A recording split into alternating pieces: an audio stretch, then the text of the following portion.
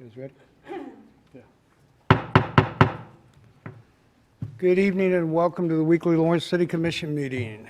We do have a great number of items to go over this evening, and so I think one of the things that I want to do is inform everybody, because of the length of tonight's agenda, I will accept public comment with the length of no greater than 4 minutes. So I will be the timer on that. If not, we'll go until Wednesday sometime. So I appreciate everybody's opportunity and to come forward, but understand we're going to have a little bit of time limit tonight. So the first item on the agenda generally is recognitions, proclamations, which we don't have any tonight. But I do want to recognize, I had the opportunity before the meeting to meet with a Cub Scout and Boy Scout troop, and we had some of the best questions around. And as I tried to tell them, I'm kind of counting on all of them, because one of these days they're all going to be eligible to have our jobs. And guess what? I mean, all hands went up and everything went wild, so it was okay. But anyway, we want to welcome you guys to City Hall and your leaders this evening, so thank you all for coming. Thanks for the great questions. So anyway, first item on the agenda is the consent agenda, and all matters listed on the consent agenda are to be considered under one motion and will be enacted by one motion. There'll be no separate discussion on those items. If discussion is desired, that item will be removed from the consent agenda and will be considered separately. Are there any items on the consent agenda that a member of the commission would like to have removed for separate consideration? Okay. Any item on the consent agenda that a member of the public would like to have removed for separate consideration? Okay, hearing none, we need to add claims to 229 vendors in the amount of $4,743,942.99, and that is our total claims. Question, Tom, do we need to add the payment to Garning, or is that included in there? Why don't you just mention that it is included in your recommendation so that we have that covered? Okay, there is a construction bid pertaining to Garning Companies Incorporated, the amount of $1,415,120.13. I want to make sure that that is included. So with the addition of claims, I would entertain a motion to approve the consent agenda. So moved. Second. Motion made and second to approve the consent agenda with the claims made by Commissioner Boley, second by Commissioner Herbert. All in favor of that motion, aye? Aye. Opposed? That passes 5-0. Mayor, I do believe that's included in the total. Okay. It's just calling it out because it's over $1 million. Okay. So we would make note of that. Sherry, that would be great. Okay? Thank you. Okay, next item on the agenda is general public comment. The public is allowed to speak on any of the items or issues that are not included on scheduled on the agenda tonight after first being recognized by the mayor. As a general practice, the commission will not discuss or debate these items, nor will the commission make decisions on any of the items presented during this time. Rather, they will refer the items to the staff for follow-up if necessary, and individuals are asked to come to the microphone, sign in, state their name and address, and speakers should address all comments and questions to the commission. Is there any general public comment this evening? Okay. Yes, sir? Probably not going with procedure. Are you talking about now for regular items? No, anything that's not on the agenda. Okay. Hearing none, thank you all very much. So we are on to the regular agenda. Again, the public will be allowed to speak on any of the items that are on the regular agenda tonight, or to give public comment after first being recognized by the mayor. Individuals are asked to come to the microphone, sign in, state their name and address, and speakers should again address all comments and questions to the commission. And again, I want everybody to remember that we are going to be having comments, 4 minutes, please. So we'll make sure that we get through everything.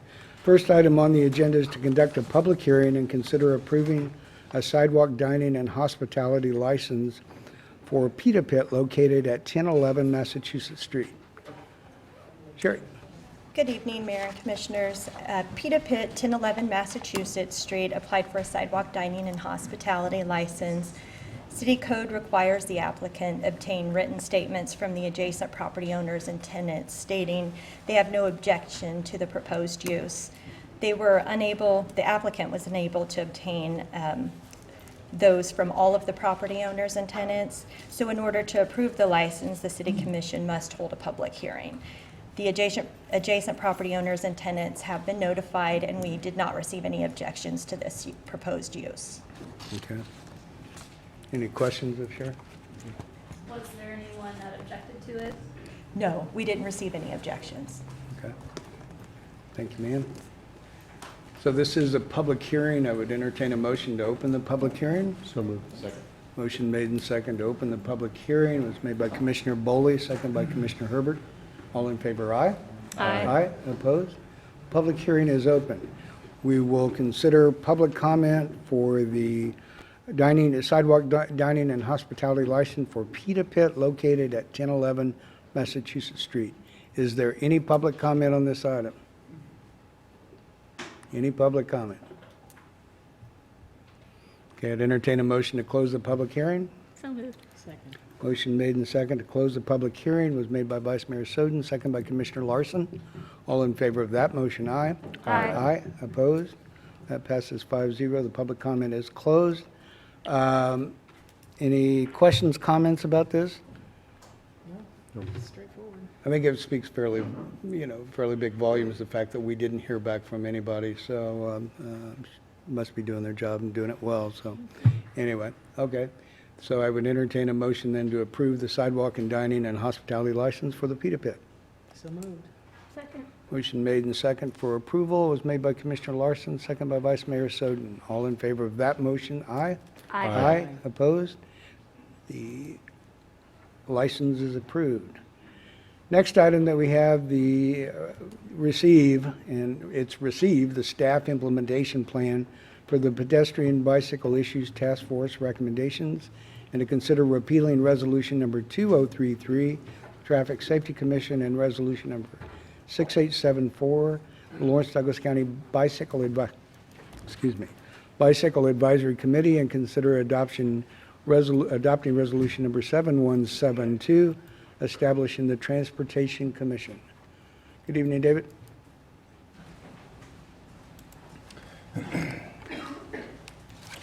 Good evening, Mayor and Commissioners. Dave Cronin, City Engineer. So a couple of months ago, we wrapped up a year-long task force with bicycle and pedestrian issues. They presented a report. There were 6 recommendations, and tonight we wanted to go over our staff implementation plan that addresses those 6 items. So in the memo is outlined these 6 recommendations, and I'll kind of go through them individually here. The first recommendation was to create a consolidated transportation commission. This transportation commission would be a recommending body to the city commission on all issues related to transportation decision-making. That would include reviewing public improvement projects, what are the priorities and funding projects for each year, and it would also incorporate traffic safety issues. The Transportation Commission would be similarly structured to the current Traffic Safety Commission. It would have 9 members, 7 appointed by the mayor. We're also recommending to have 1 appointed by the University of Kansas and 1 by the school district, as they both have some interest in transportation issues in Lawrence. We've kind of outlined the way that some of the 7 positions could be allocated. 1 person that is a bicycle advocate, 1 that's a pedestrian advocate, 1 member that represents local business, a member representing transportation advisory or the transit advisory committee, and a planning and engineering professional, and then 2 members at large. Another recommendation from the task force was to have the Public Works Department or Public Works Director or City Engineer serve as the staff liaison to the Transportation Commission.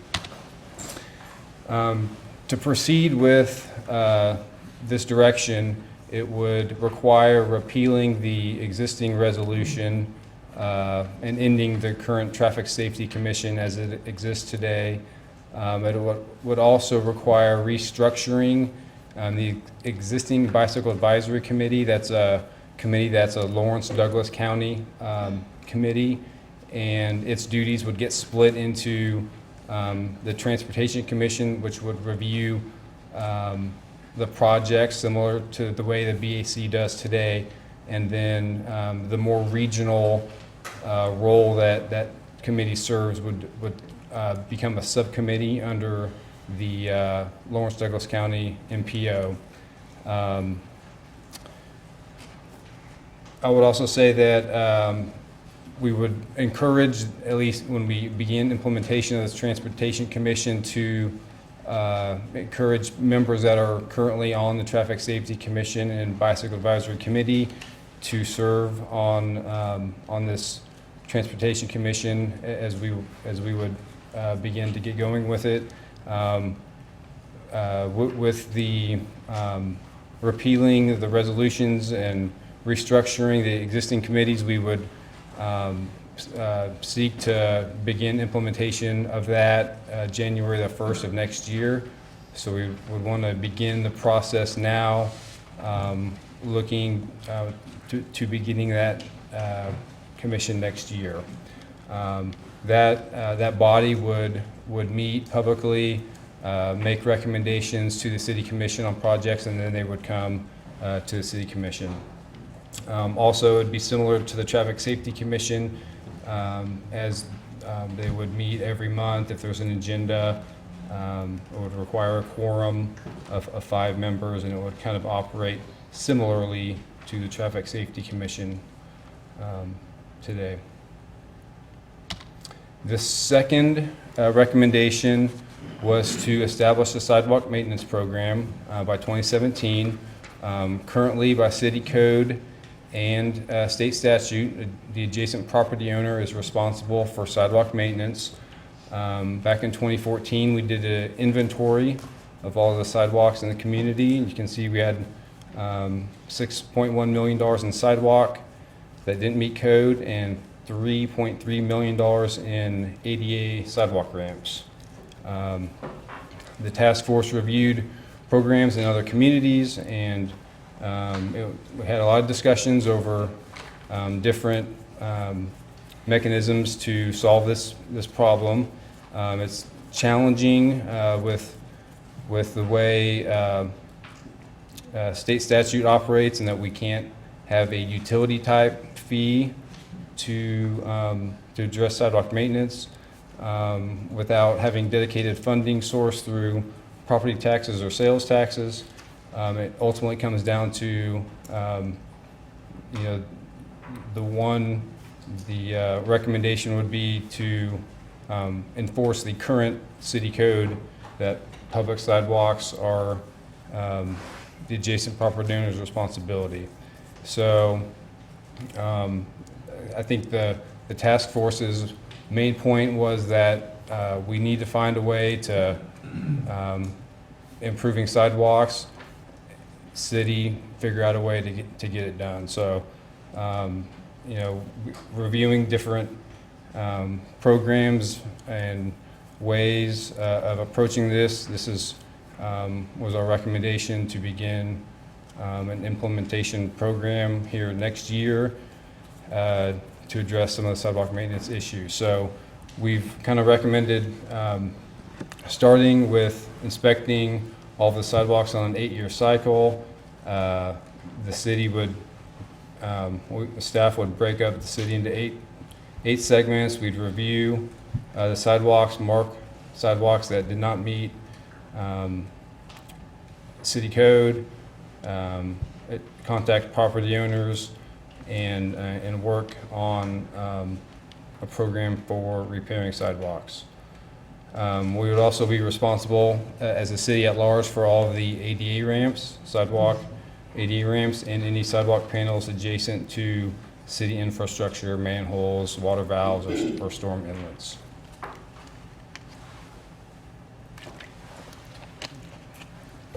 I would say there's certainly a lot of additional details that we would need to resolve if we proceed with a program for the property owners to maintain sidewalks.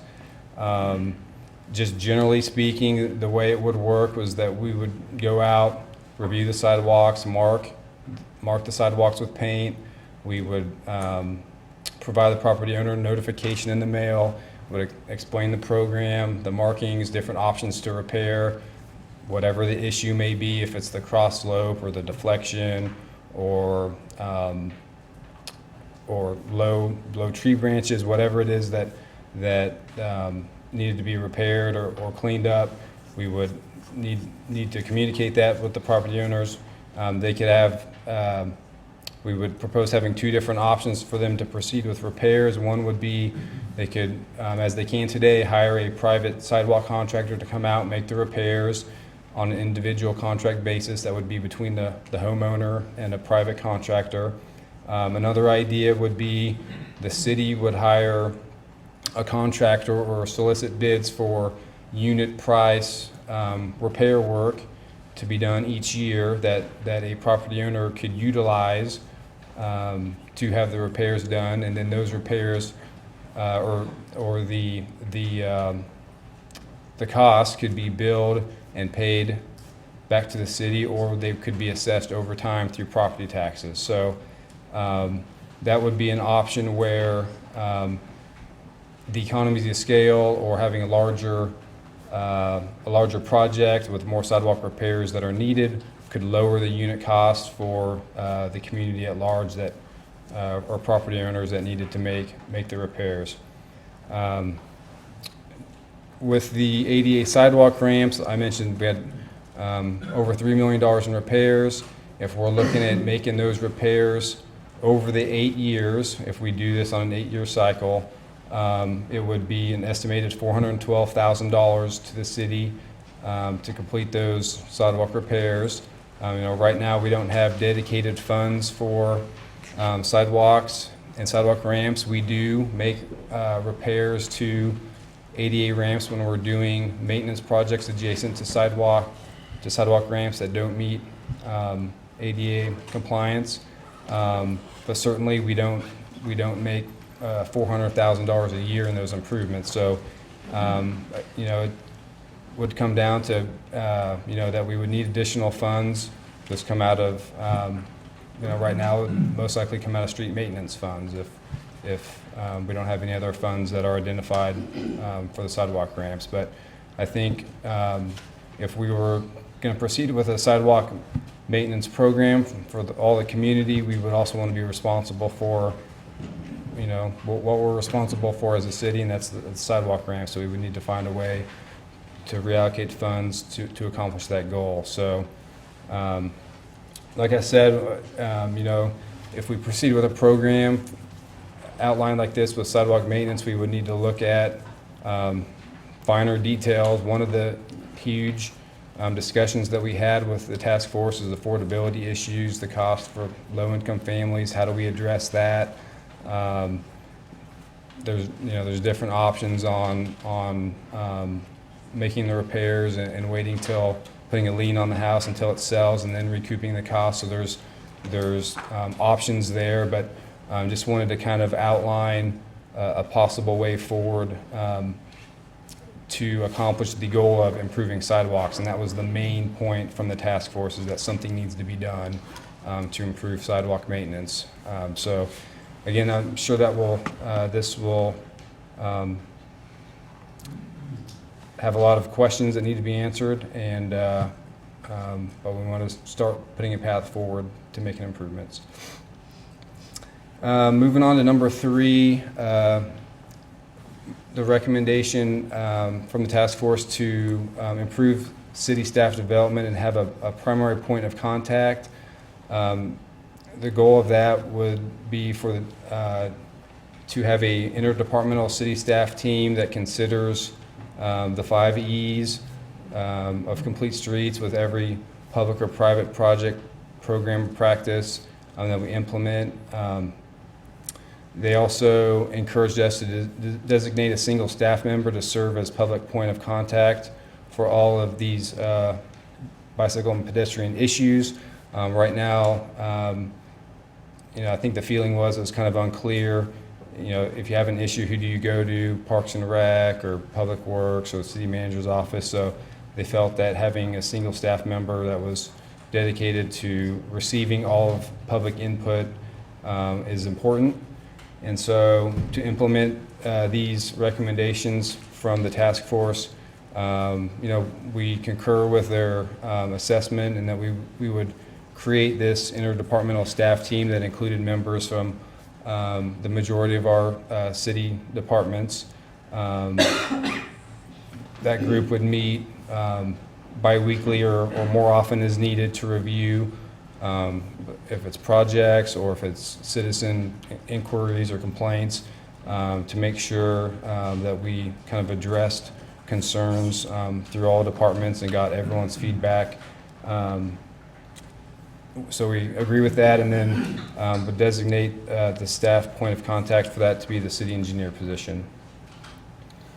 Moving on to number 4, recommendation to keep pursuing walk and bike friendly community program recognition. Currently, we've been pursuing that as they've come up with bicycle friendly communities. Right now that's every 4 years. Lawrence has been a bronze community since 2004. We're applying again here this fall for the next round, hoping to improve up to a silver or higher here in the future. So that was one of the things that we're going to continue on pursuing as we've done in the past. Also to pursue a walk-friendly community designation. That's a national program to encourage cities to support safer walking environments, and we are submitting an application for that here this fall, and hoping to get some feedback and recognition for that program.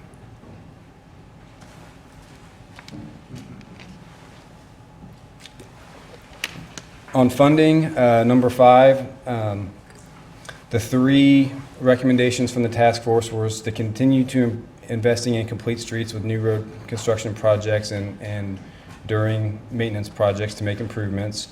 Also to increase the budget up to $1 million, $500,000 bike and $500,000 in pedestrian improvements for the next 3 years, and to earmark 0.05% in renewal of the 0.3% infrastructure sales tax in 2019. That expires, I believe, in March of 19. And so that would be an opportunity to generate some dedicated funding that doesn't exist today for bicycle and pedestrian improvements that are kind of standalone projects. Right now, we do make those investments when we're doing capital improvement projects, repairing streets. We make it adjacent improvements in infrastructure for bicycle and pedestrian facilities, but this would be an earmark just for standalone improvements. So currently we have increased our budget here for the next 3 years up to $450,000 per year just for standalone bike ped projects. We've also, for the next 3 years, have planned to budget $200,000 for traffic calming, and traffic calming can also be used not only just for slowing traffic down, but that also helps safer environment for bicycle and pedestrian users in neighborhoods. So we are working on ways to allocate those funds here for next year, and looking toward into the future. With that sales tax that expires in 2019, it would be an opportunity to dedicate or set aside a portion of that. If we set aside the 0.05% of sales tax, it would generate approximately $850,000 per year. Moving on to priorities. There were 3 main priorities for both the pedestrian and bicycling issues. Pedestrian priorities were safe routes to school, completing gaps in the arterial and collector street network, and improving sidewalk ramps to ADA compliance. The 3 priorities of bicycling issues were completing the Lawrence Loop, safety on streets on bike routes, and the creation of bicycle boulevards. So there's more information in the task force report regarding these priorities, pertaining to maps and different routes. But generally speaking, we are going to be using those priorities to make our staff recommendations as funding becomes available in the future for projects. We would anticipate those recommendations would go to the Transportation Commission to review those recommendations before they would go to the City Commission. Currently, we are working on some of these priorities with the grant funds and funds that have been allocated for next year or budgeted for next year. Working on the Safe Routes to School project, working on sections of the Lawrence Loop. We're also looking at evaluating opportunities for creating bicycle boulevards with traffic calming projects. So that is kind of a brief, quick summary of the 6 recommendations and ways that staff is recommending to implement them. And I'll stand for any questions. Okay, questions of David? Yeah, I'm a little bit confused about the funding part of it. On page 2, you indicate that $412,500 was going to be used for the ramps, sidewalk ramps, is that correct? Yeah. So is that the same money that we're talking about in item 5 for budgeting $1 million? Is that this separate money? No, yeah, it's not necessarily the same money. I think, the funding recommendation is, what they felt like we needed to make improvements in the network and not for sidewalk maintenance or ADA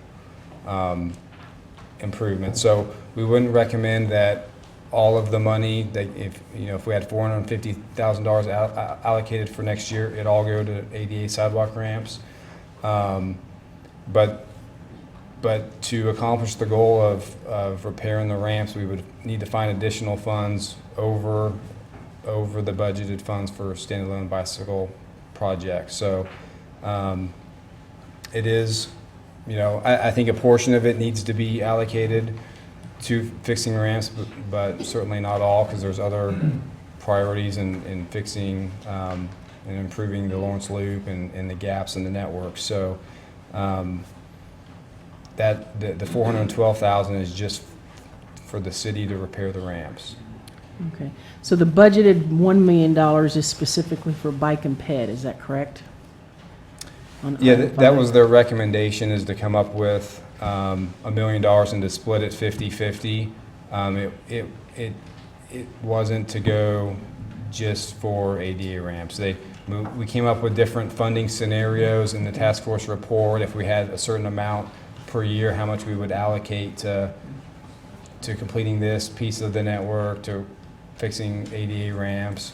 So there's different scenarios that we came up with depending on the funding per year, but it's not necessarily together. I think that it kind of, ultimately we're going to have a certain amount of funds per year for bike ped projects, and we're going to need to make a recommendation on how much to spend on ADA ramps, how much to spend on Lawrence Loop, or other improvements. And then there's going to be a gap where we already spend money out of street maintenance repairing ADA ramps.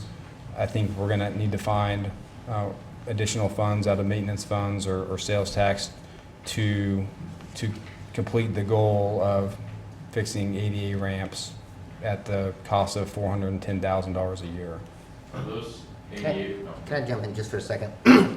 There's a lot of different pools of money here going around. Yeah. The pedestrian and bicycle task force wanted the $500,000 for each bicycle and ped as a separate fund for new projects.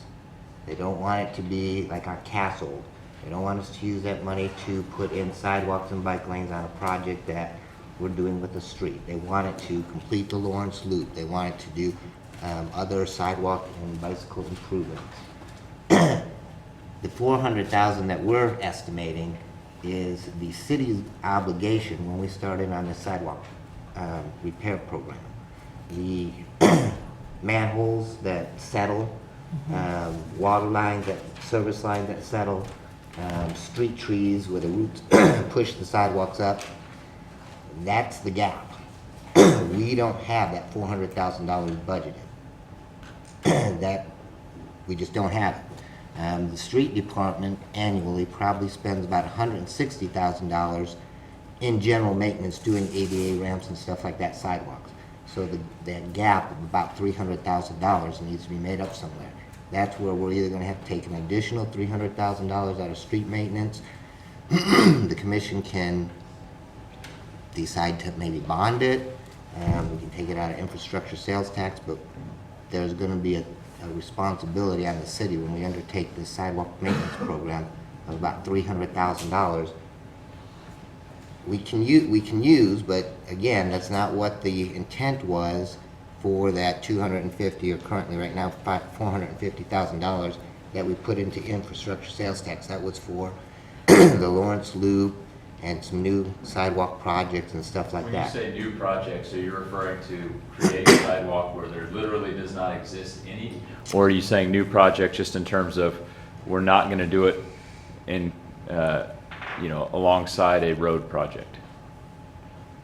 I would say So, I mean, you new said projects Castle where there's doesn't no- count because that road project is already happening. Right. But what about another street where there already exist sidewalks? Would we be able to use that money to repair those? You know, this is really gonna be the commission's decision. The recommendation, I believe, from the task force was, no, you Okay. can't use that money. Because our current complete streets policy would say, we're putting sidewalks in Right. with the street, we're putting bike lanes in with the street. So they wanted additional funds so that they could do these other projects. So that's to budget, or that's to pay for the standalone bike ped? Yes. Completing the loop and so forth, okay. And that's already in the CIP? There's 450 in the CIP. Okay. This year and next year? Yeah. Yeah, 3 years. And then after that, the sales tax, it has to be renewed or all that goes away. Okay. Is that clear? Is mine? There's mud. Okay. Thank you. When you're doing the 400,000, $412,000 a year over an 8-year period? Yeah, these are very gross numbers. Right. We did a survey, we did a ballpark estimate. I mean, we gotta go out there and we gotta, because with the handicap ramps, you're not just talking, I mean, in some cases, we may be talking 50 feet of sidewalk and a retaining wall. Right. We may be talking several slabs of sidewalk, so, Well, what I was going to ask is that going to follow the same cycle as our inspection cycle? And where I'm going with that is, I mean, I think if we follow the same inspection cycle, if we repair the ADA at the same time we're asking the homeowner to repair whatever their portion Yes. of, there's going to be some efficiencies gained in doing it with one contractor instead of two, right? correct. I would imagine when David gets the bids and stuff, our unit prices Right.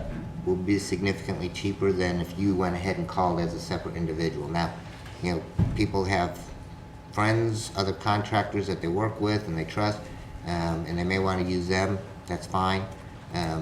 But I imagine we would see that economy, yeah. Mm-hmm.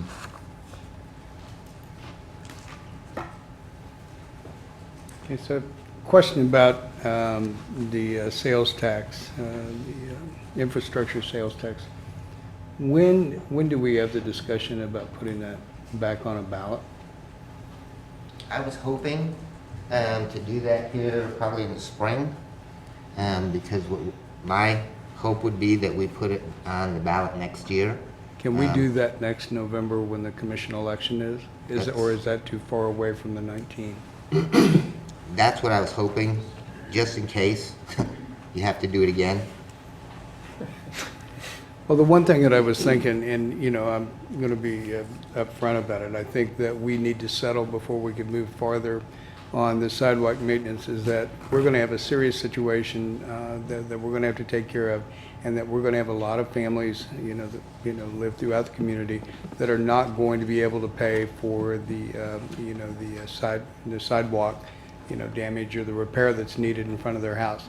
Unless we're able to take care of that, through the sidewalk and being able to come up with a plan through some kind of gap funding and by using that sales tax because it's infrastructure. And we're placing a pretty big priority on the sidewalks. I think that's something that we really ought to consider. But I think it's something, and Chuck, you brought it up, I think that if we're going to have a plan in place, we got to make sure that we have a plan to pay for it. And I think that we need to jump on that quicker than waiting till later, till the last minute. So if we can do that during the election time next year, I think that is something that we need to discuss as a commission to make sure that is, something that it would be a smart thing to do. Tom? It certainly should be a part of the next budget discussion. Absolutely. CIP discussion going forward. Well, you're right, and I think that the only way that we can have a fair discussion is if we have a plan, that's going to provide the revenues to be able to do it. And since we would be talking about a sales tax that's already in place, is something that might be a transfer from the current, the overall use of the money into another infrastructure improvement, I think that's probably what we ought to do. And being able to have a plan to be able to help people that, obviously can't take care of it. This is a massive project, we're talking about, $9.4 million worth of sidewalks. If we were to put that out in a benefit district, I think I can tell you what might happen, but. Yeah, you have to, bite this one year at a time. Absolutely. To accomplish it. But I think you're right, we need an alternate source for those that will not be able to afford it. And even if you were to assess and not require for income qualified individuals to pay off the assessment until the property was sold, you'd still have carrying costs, and you still need a stream of revenue to cover that carrying cost. So we do need to find that stream of revenue, and I think it's logical to at least consider the infrastructure sales tax in that discussion, at least a portion of those funds to help offset that carrying cost. And I mean, the other reality is, though we discuss it on an 8-year cycle, as though somehow in the end of 8 years we're going to have 100% fixed sidewalks. I mean, every day as we talk about closing the sidewalk gap, we add more mileage of sidewalk, and it's not like concrete is going to stop settling suddenly because we repaired it. So this is going to be something, though we can talk about it within the framework of the infrastructure sales tax, this is going to go on in perpetuity, effectively. Yes, it is. And as we close those gaps, it's only going to become a bigger burden financially. Because the size of this need is so large, I think the staff pushed it out to 8 years. I can tell you, I've been involved in these same programs where you rotate from place to place, and in some places, you're going to have to jump out of district where it's a critical issue, from a danger standpoint. So you're going to have to, on occasion, jump into one of the that year's district so that you can take care of a problem. But the big thing that happens is after you make the cycle complete once, you'll see a pretty significant drop in what's required later on. So I think those things will come into play. And yeah, we're adding sidewalk every year too, so we have to contemplate that. I think the problem, though, is it's really been an accumulation of neglect. I mean, we've let this go on for way too long, and so now we have the proverbial elephant sidewalk, and trying to take that, one bit at a time is a difficult challenge for us. But Yeah. like most things, you got to start sometime, and it's in front of you. The task force did a nice job identifying what the big picture problem is. And so we have to come up with a way. The thing I'll remind you of, though, when Public Works sends out notices to get sidewalks repaired, we have about 60% compliance. The other thing Diane and I just talked about is 55% of those properties in the community are rental. So you're not getting into a situation all the time where it's a owner situation that has income eligibility requirement or concerns in terms of them being able to pay it off. I think you'll find that 60% number will grow if they understand that we're serious about following up and making sure that these improvements are made. And I think that will start to help the process across the entire community.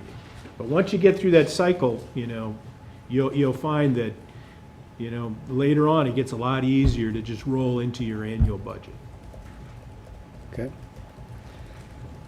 David, you mentioned the new commission to be established and talked about folks from the existing Traffic Safety Commission and Bicycle Advisory Committee. Was there a number that was recommended from each one of those groups? I mean, we got a recommended board of 9 already. Yeah, there was, and you know, quite honestly, that we don't know how many folks are interested from both of those committees that would want to serve on a Transportation Commission. So, and we would certainly want to recommend or encourage them to apply, but we would think it'd be important for some of them to be involved just for the continuity of Absolutely. continuing on. Many of the things that they already do will be incorporated in this new commission. So I think our outline for the different members, and you know, having one bicycle advocate, one pedestrian advocate, you know, that's just kind of a general outline. I think we put in there shall contain these members. So I think that's kind of a goal, but just to get started with this, you know, beginning the first commission, I think if we can get more of the members from each of those boards that currently exist to be on the Transportation Commission, we would certainly encourage that. Okay. On those commissions, the commission and the staff team, do you see one would be better or more useful to have someone from the health department on one of those? On the Transportation Either on the Commission? Transportation Commission or on the staff team, if there was a, because frankly, the health department's done a lot of good work in this area, and you know, with their community health plan, they have a lot of information and background, and I think it could be very useful for them. There's absolutely room for that, Commissioner. There's 2 members that David's recommended as general public members on the Transportation Commission.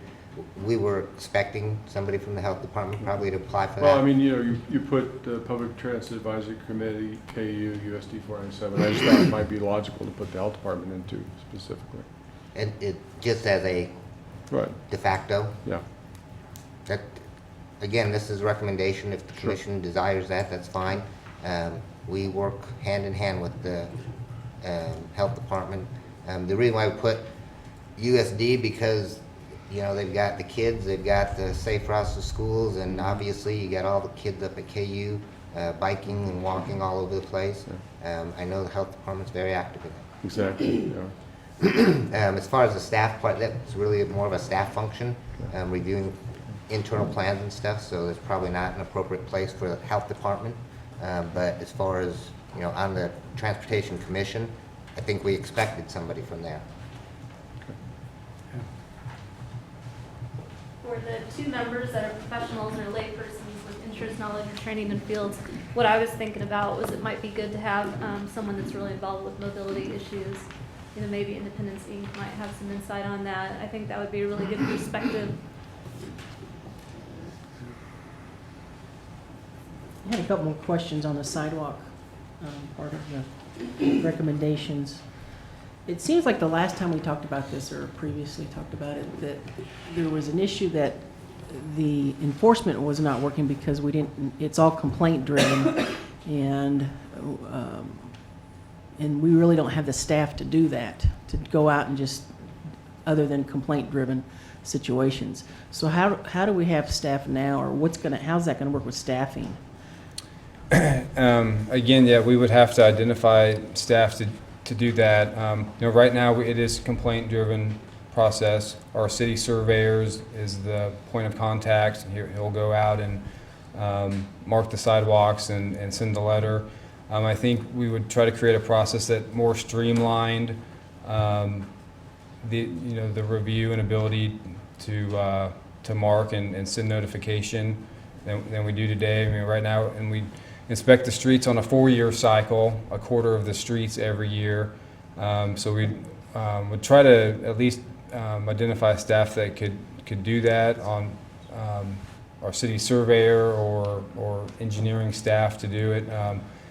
You know, again, it's one of those things, sometimes you gotta dive in to see how much time it takes, and maybe just reallocating staff resources from design things to inspection, sidewalk inspection. So, again, that's something that we need to look at, the most efficient way to operate the program. And that would be another detail that we need to provide. So you think you have adequate staff now to do that? I don't think that we do right now. Again, I think Chuck probably wants to say something, but we take on a lot of work as we are designing in-house projects, and again, so sometimes it's one or the other. So if we don't have a new staff person to take on the program, it's you hire out something else and you do that program. So it's. I would say David's being very kind and politically correct. Chuck, I like his answers. I know. At budget time, we did throw these things out because we did have, we saw this coming. We lost an engineer. She was really doing a lot of the bicycle ped work. We've taken another staff engineer. We've told the health department that we're not going to do some of the loop work that they wanted done next year already. This is going to take a lot of work, and we're going to have to look to the legal staff as well. And Tony's not going to, she's overworked as well, but when it comes down to making those assessments and stuff, that process is going to probably be done in the legal department. So we haven't really discussed that yet, and she's probably shooting these really mean eyes at me. But it's gonna be a trade-off, like David said. Instead of doing the design of Wakarusa, which is probably a $200,000 to $300,000 design if we contracted it out, which we're doing in-house, that engineer will be holding hands and working on the sidewalk issues. It's going to be that, and the main thing we want to make sure is that what we do is done right. So we don't want to really use our inspection staff when we've got road projects going. Hopefully we're not using engineers out there when during the summer, but we'll have to see what we can do, and we'll just have to push priorities around. Okay. I think those are all fair answers. I would say to you that I think it's someplace between what Dave said and Chuck said, and we'll probably have to add some resources. And it's always possible. We've used university engineering students in the past to help us to do some of this work. And I think that, again, we find ourselves in a situation because we haven't stuck with it. We haven't been doing the enforcement that, quite frankly, we should have. And so now we find ourselves in almost an overwhelming position. It's going to be a learning curve for the staff to get this back on track, but I think it's realistic. And I think you're going to get more compliance when the public recognizes that you're serious about getting these sidewalks fixed. Well, I like hearing about the KU students. I think that's really important, real world experience that we can give students. Yep. I have two more questions. Yeah, please. If we go with the city hired contractor, or the property owner goes with the city hired contractor, who's responsible for the warranties on that work that's being done, or the quality of the work that's being done? I would assume that it would follow our existing contract documents and specs and warranty work. That currently it's 1 year warranty on contract work that the city lets. So unless someone tells me differently on that, I think we would follow our normal bid process, procurement process, and then inspection and completion process, and including the warranty. And that's been my experience as well, that you share that contractual provisions, whether it's we're initiating a project because it's a city obligation versus a private obligation, they would still benefit from the contractual provisions as to warranty and workmanship. And I think that's the best way to have that work. The idea is, of course, is to create some economies of scale for people to get the best price on some of these projects. And when you link them with, as one of the commissioners said, with ADA projects at the same time. To the extent that we can do that, that will probably help things so that we don't get into a redundancy problem in a negative way where we go in and require somebody to do their walks and then we find out that the ADA ramp requirement caused a grade change that goes in and has to tear out the walk that the homeowner was responsible for and was just finished, you know, the year before or 2 years before. So we want to avoid those situations. And there are those grade considerations. We ran into one last year where we ended up having to come back and do some retaining wall improvements. There's some pretty significant challenges when you get into meeting the ADA requirements. The interesting thing about that is if you don't have sidewalks, you don't have to install ADA ramps. And it seems kind of inconsistent, but so I think we're going to end up challenged by both, putting in sidewalks and those ADA ramps in the gap areas that don't have those facilities now, if we really want to get this to a much more walkable community. All right. Sounds good. One more question. The item here, you say that the city will pay for anything that's damage that's caused by the city infrastructure, such as it lists manholes, valves, storm sewer, inlets, etc. Does that also include the trench lines that sometimes I see collapsed, where the sidewalk is collapsed, that go up to the meter? Would that include that? Well, again, that's probably a detail, and depending on what the trench or the trench owner was. If it was a water line or sewer line, then certainly that would be a city utility and a city issue. Some of the trenches, and we don't know who or what installed the line, and we had settlement, so some of that would have to go back to do some research to see when it was done. So that is probably a detail that we would need to. But if it's city, solve. if the city's the one that came in and did the trenching, and Yeah. then you guys would take care of that. Absolutely. Is that right? But there are situations where service lines are obviously repaired. Some of the members of the commission could talk about those issues and compaction issues and backfill issues and making sure that that was adequate material. And then if there's a failure within a period, some reasonable period of time after that, typically that would be the obligation of the private property owner and that contractor that did that private work, running a service line into the house. Oh, yeah, from the meter to the house, I understand that, but up to the meter, though, is generally what the city does. Is that correct? And so, yeah, so any trench line that ran up to the meter, Yeah, it's generally, we run Yeah. to the meter, and Right. typically the meter's on the backside of the sidewalk, but Right. not in all cases. Right. You know, this is gonna be one of those things, we will find some things that, oh, we didn't know we did that, and Yeah. we'll find some things, no, that's not really ours, you'll have to take care of it, so. yeah, I just wanted to make sure that would cover anything that the city would have done as far as You know, if the trenching. city did it back in 1903, probably not. It's probably gonna be another issue. It may have some settlement, but if it's all broke up, it may, you That's know, different. We're just gonna have to dive into this and see. Okay. And we're not unreasonable. Okay. What about trees on easements that cause sidewalks to be uplifted and, Typically, if it's a street tree, we have gone ahead and done that. We also do the root pruning in-house typically, and so that it doesn't do it again. so that would be part of something that the city would pay for if the street caused And the again, upheaval? that may be something the commission wants to discuss a little more, because, I mean, these costs are gonna get significant. At some point, I know. we're gonna end up providing for all the sidewalks.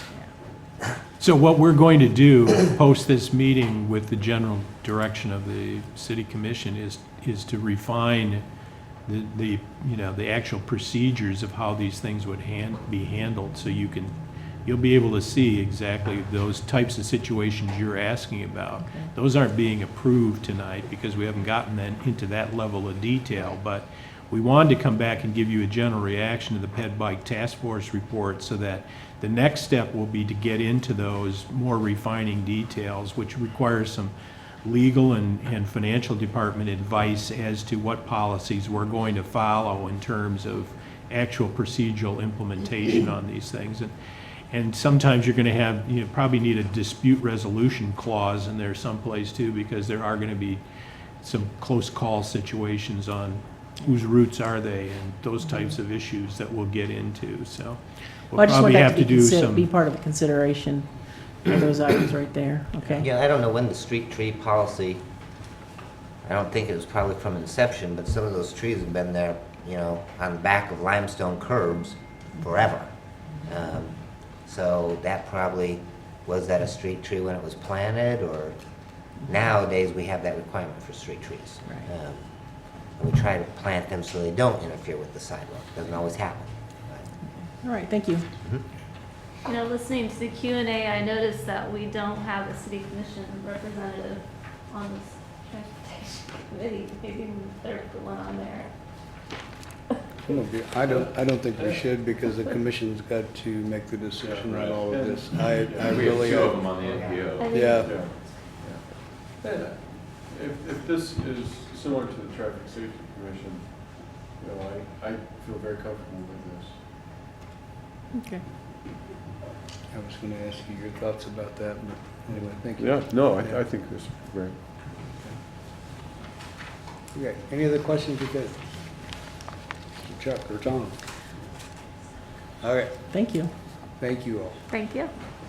Okay, we are on to public comment on this item, and again, I would ask folks to limit your comments to 4 minutes. I'll kind of watch the clock for you, but anyway, all your comments are welcome, and understand we're not taking any final action tonight, okay? So, public comment. Who would like to be first? I know you want to talk. Yeah, I saw I had a paper in my hand. Do this real quick. Gary Weber, 907 Murrow Court. I don't see a place for an address. You remember I came before you when the task force submitted their report and we talked about funding, which is the key here, right? And I want to talk, I think they've done a great job. The staff's done a great job. All these things they're recommending, just exactly what we had in mind. Looks really good. The only thing I'm having some trouble with is how to pay for repair. I mean, that's a sticking for me. All the others, they seem to work fine. I love the commission. But this concept of the homeowner repair, you know, it would be really simple for me to say, oh, that's great. That's great. First of all, you see it in communities across the nation. It's a very common ordinance or code. So when you brought the property 20 years ago, the ordinance was there. So there's no big surprise here. You knew you were going to be responsible, or should have known you were going to be responsible. And lastly, but not least, there's no sidewalks on Murrow Court. There's no sidewalks on Madeline or Swartz or any of the neighborhoods. Few of the streets in my neighborhood have had sidewalks. So it's easy for me in a very selfish way to say, yeah, make the property owner pay. That sounds good to me. But I'm torn here because it's not that simple. I see sidewalks as a public good. I walk all over town on sidewalks in every part of the city. And I don't have to pay for any of it. It's free to me, just on the luck that my property doesn't have a sidewalk. And it does not seem equitable to me that I should be able to use this facility citywide at no cost to me. I'm not some kind of do-gooder, but it really seems unfair that just by the luck of having a sidewalk on your property, you have to maintain it, and everybody who doesn't gets a free ride. It doesn't seem equitable. And of course, you've already heard that some of the sidewalks in the very worst condition that need the most repair are in areas of town where the homeowners or property owners have the least ability to pay for it. And I applaud the city manager for thinking about this and deferring it until the property is sold. I think those work well. If we can find a way to fund those seem to work okay. But still, I'm still kind of torn about this concept that only property owners are responsible and everybody else gets a free ride. I did have one question for David or Chuck. In the memorandum, it said that opt-ins were considered, but considering the current condition of Lawrence sidewalks, it wasn't considered feasible. I wanted to maybe, can you elucidate that a little bit? Tell me a little bit more why it wasn't feasible. Gary, are you done with your comment? Yeah, I think so. one more thing. We don't, as a city, require a property owner to put a new sewer line in his, that runs under his yard. We don't require him to pay for the city water main that runs under his yard. We don't require him to put a new bulb in the street light that stands in the corner of his property. We don't require him to repair the street in front of his house. And yet, we're going to ask him to repair the sidewalk. Now, how is a sidewalk qualitatively different than a street or a water main or a sewer line or a street light? How are they so different that the city collectively gathers money to pay for all those other infrastructure things, but doesn't for sidewalks? What makes a sidewalk so different that it has to be paid for by the property owner? That's all I have, and the feasibility issue. Okay, we'll get you an answer to that. We'll see if we can get some more questions, okay? Okay. Bonnie?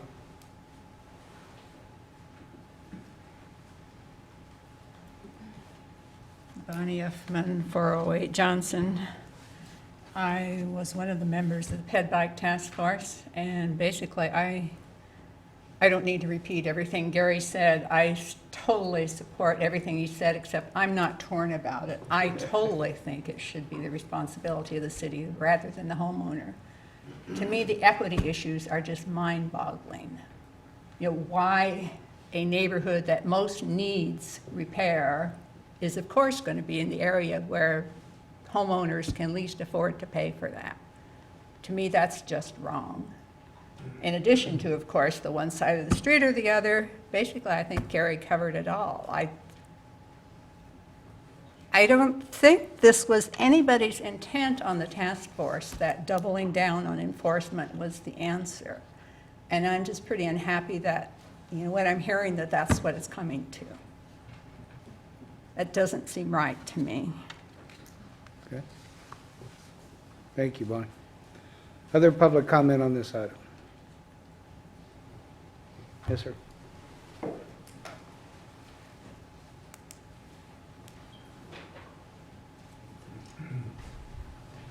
I'm John Thornburg. I live at 6th and Arkansas.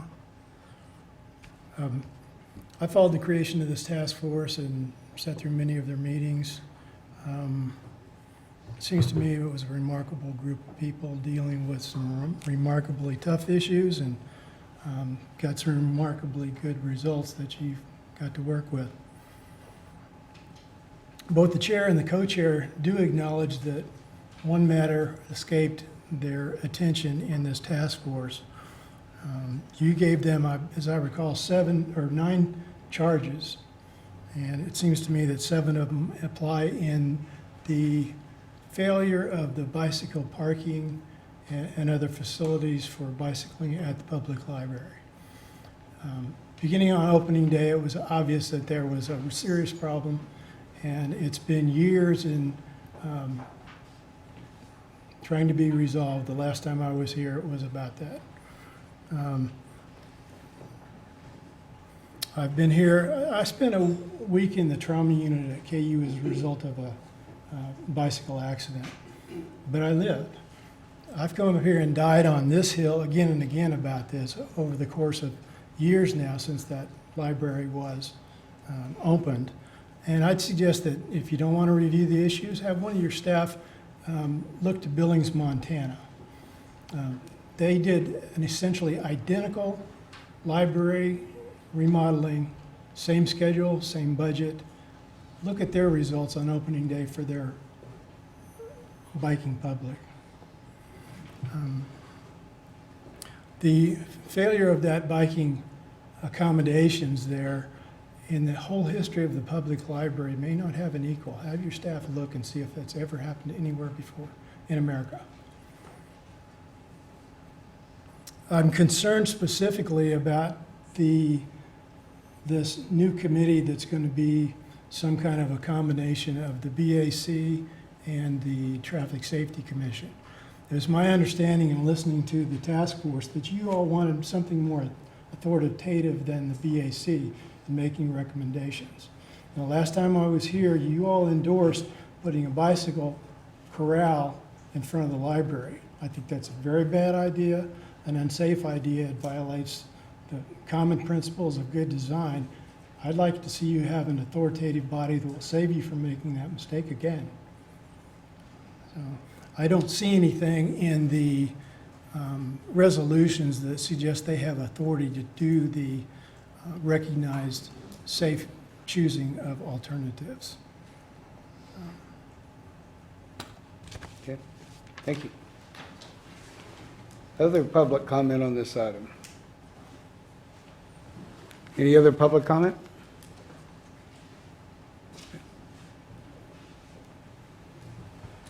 Hello, my name is Erin Payton, and I also served on the Pedestrian Bicycle Issues Task Force. My address is 1910 Marvon Road.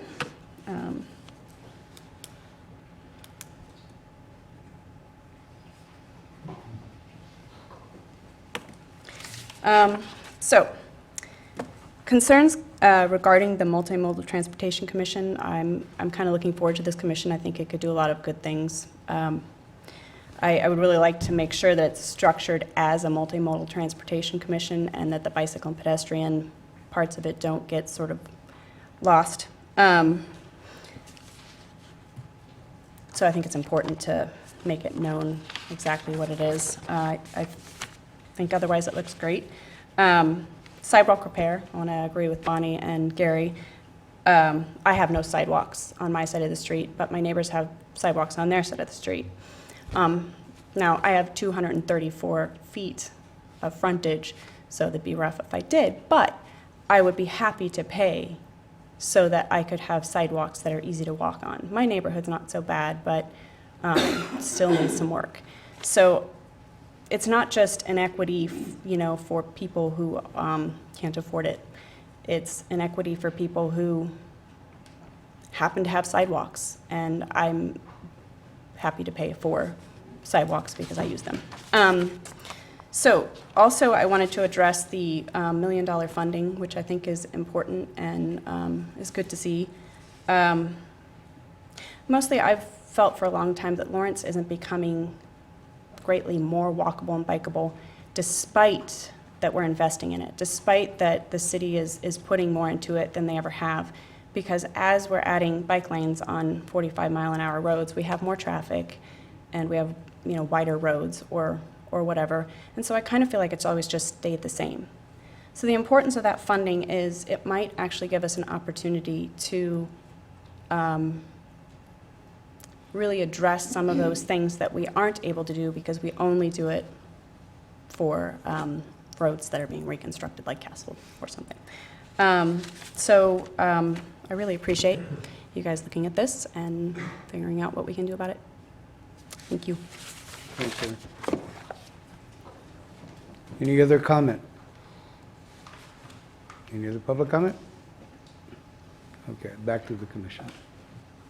So the items that we have before us this evening are basically the new resolutions that we have that really begin the process of establishing the traffic commission. And, excuse me just a sec.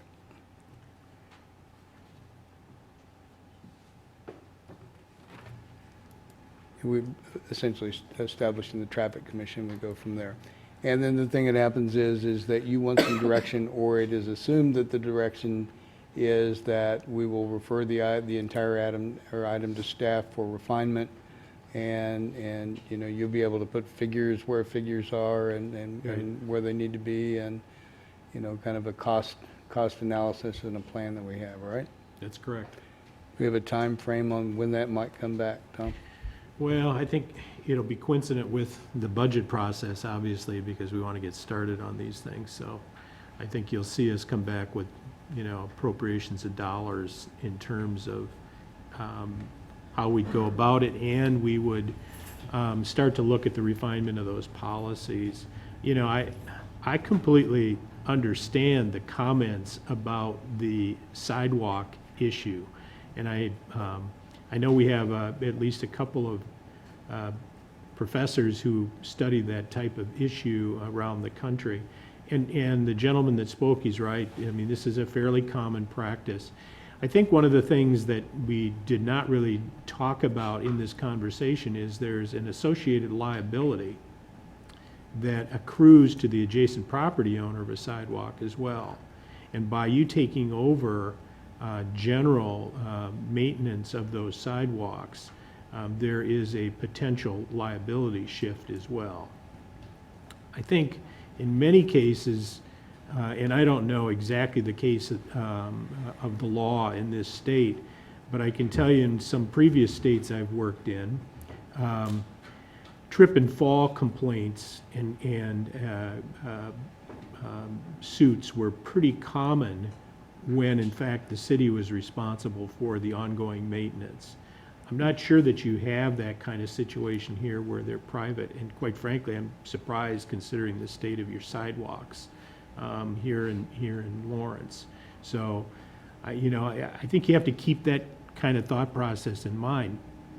And for those, I think there's a couple of other inconsistencies that I would point out. If you're having 60% compliance right now, and you decide, as the task force and others might suggest, that we look for some sort of general funding of these things going forward, I imagine there'd be some pushback from the people that stood up and repaired their sidewalks, and now they're going to pay for everybody else's sidewalks. And for those that do want to participate, trust me, they're going to get a chance to participate in ADA ramps and grade sidewalks and street tree and utility types of sidewalk installations that are going to have to be done more on a spread basis across the city, and for road improvement projects where we install sidewalks too. The unfortunate part is there's probably more of a burden that gets shared with the adjacent property owner. I understand the arguments, unfortunately, like I do a lot of things on both sides of it. My problem is, where do I find an alternative source of revenue? I think the task force had some discussions, the commission had some discussions, deliberations about the use of sales tax to shift the burden. But when you start calculating how much of the sales tax would go just to sidewalks, you're talking about a big portion of that. So my problem is finding an alternative source of revenue. I understand the kind of dilemma. I would point out that ad valorem taxes are the way they are because they spread the cost not based on the user kind of charge on those things. And so there's a lot of inequities in taxes in general, and I understand the inequity in charging adjacent property owners for this as well. My problem is trying to figure out where to come up with money, especially when we're facing our first kind of state years of the tax lid and the reforms that the state legislature passed on us as well. And that is based on state law, isn't it? Yes, it is. It's Wisconsin state law. And in answer to Gary's question about opt-in and opt-out, any additional words there? I'd have to think about that a little bit more. David, did you have any more comment on that either? The only thing that I would say is that they kind of came up at the end of the task force, this ability to have an opt-in program. There's a community in Colorado that does it. One of the challenges with that is it's kind of like insurance. If you're healthy, it's cheaper. If it's bad, it's more expensive. Obviously, if you're in bad health or you have a bad sidewalk, you're going to opt into a program. So you're almost forcing some people to opt in if they have a bad sidewalk and they can't afford to pay it. I mean, there's that perception. And then what is that rate per month that they pay? And then how long do they have to pay until they can opt out of the program after their sidewalk is repaired? So I think an opt-in program would be challenging in Lawrence to implement, especially right off the bat. Maybe in 8 years when you have sidewalks that meet code, it makes more sense to have a program like that, to have a small monthly fee that you pay, and then if your sidewalk has a deflection, the city repairs it. So, I think that would be, it's just one of those things. There's different ways to implement a policy to pay for it, but I think that would be a challenging policy. And then, I guess you have, only a third of the lots in Lawrence have sidewalks, so you can have other people opt in, but how many of the other 2/3 are really gonna opt in when you send them something?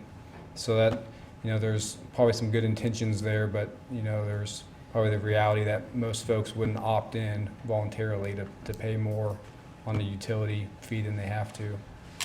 Can I ask you while you're at the microphone, and if you don't feel comfortable answering this, that's fine.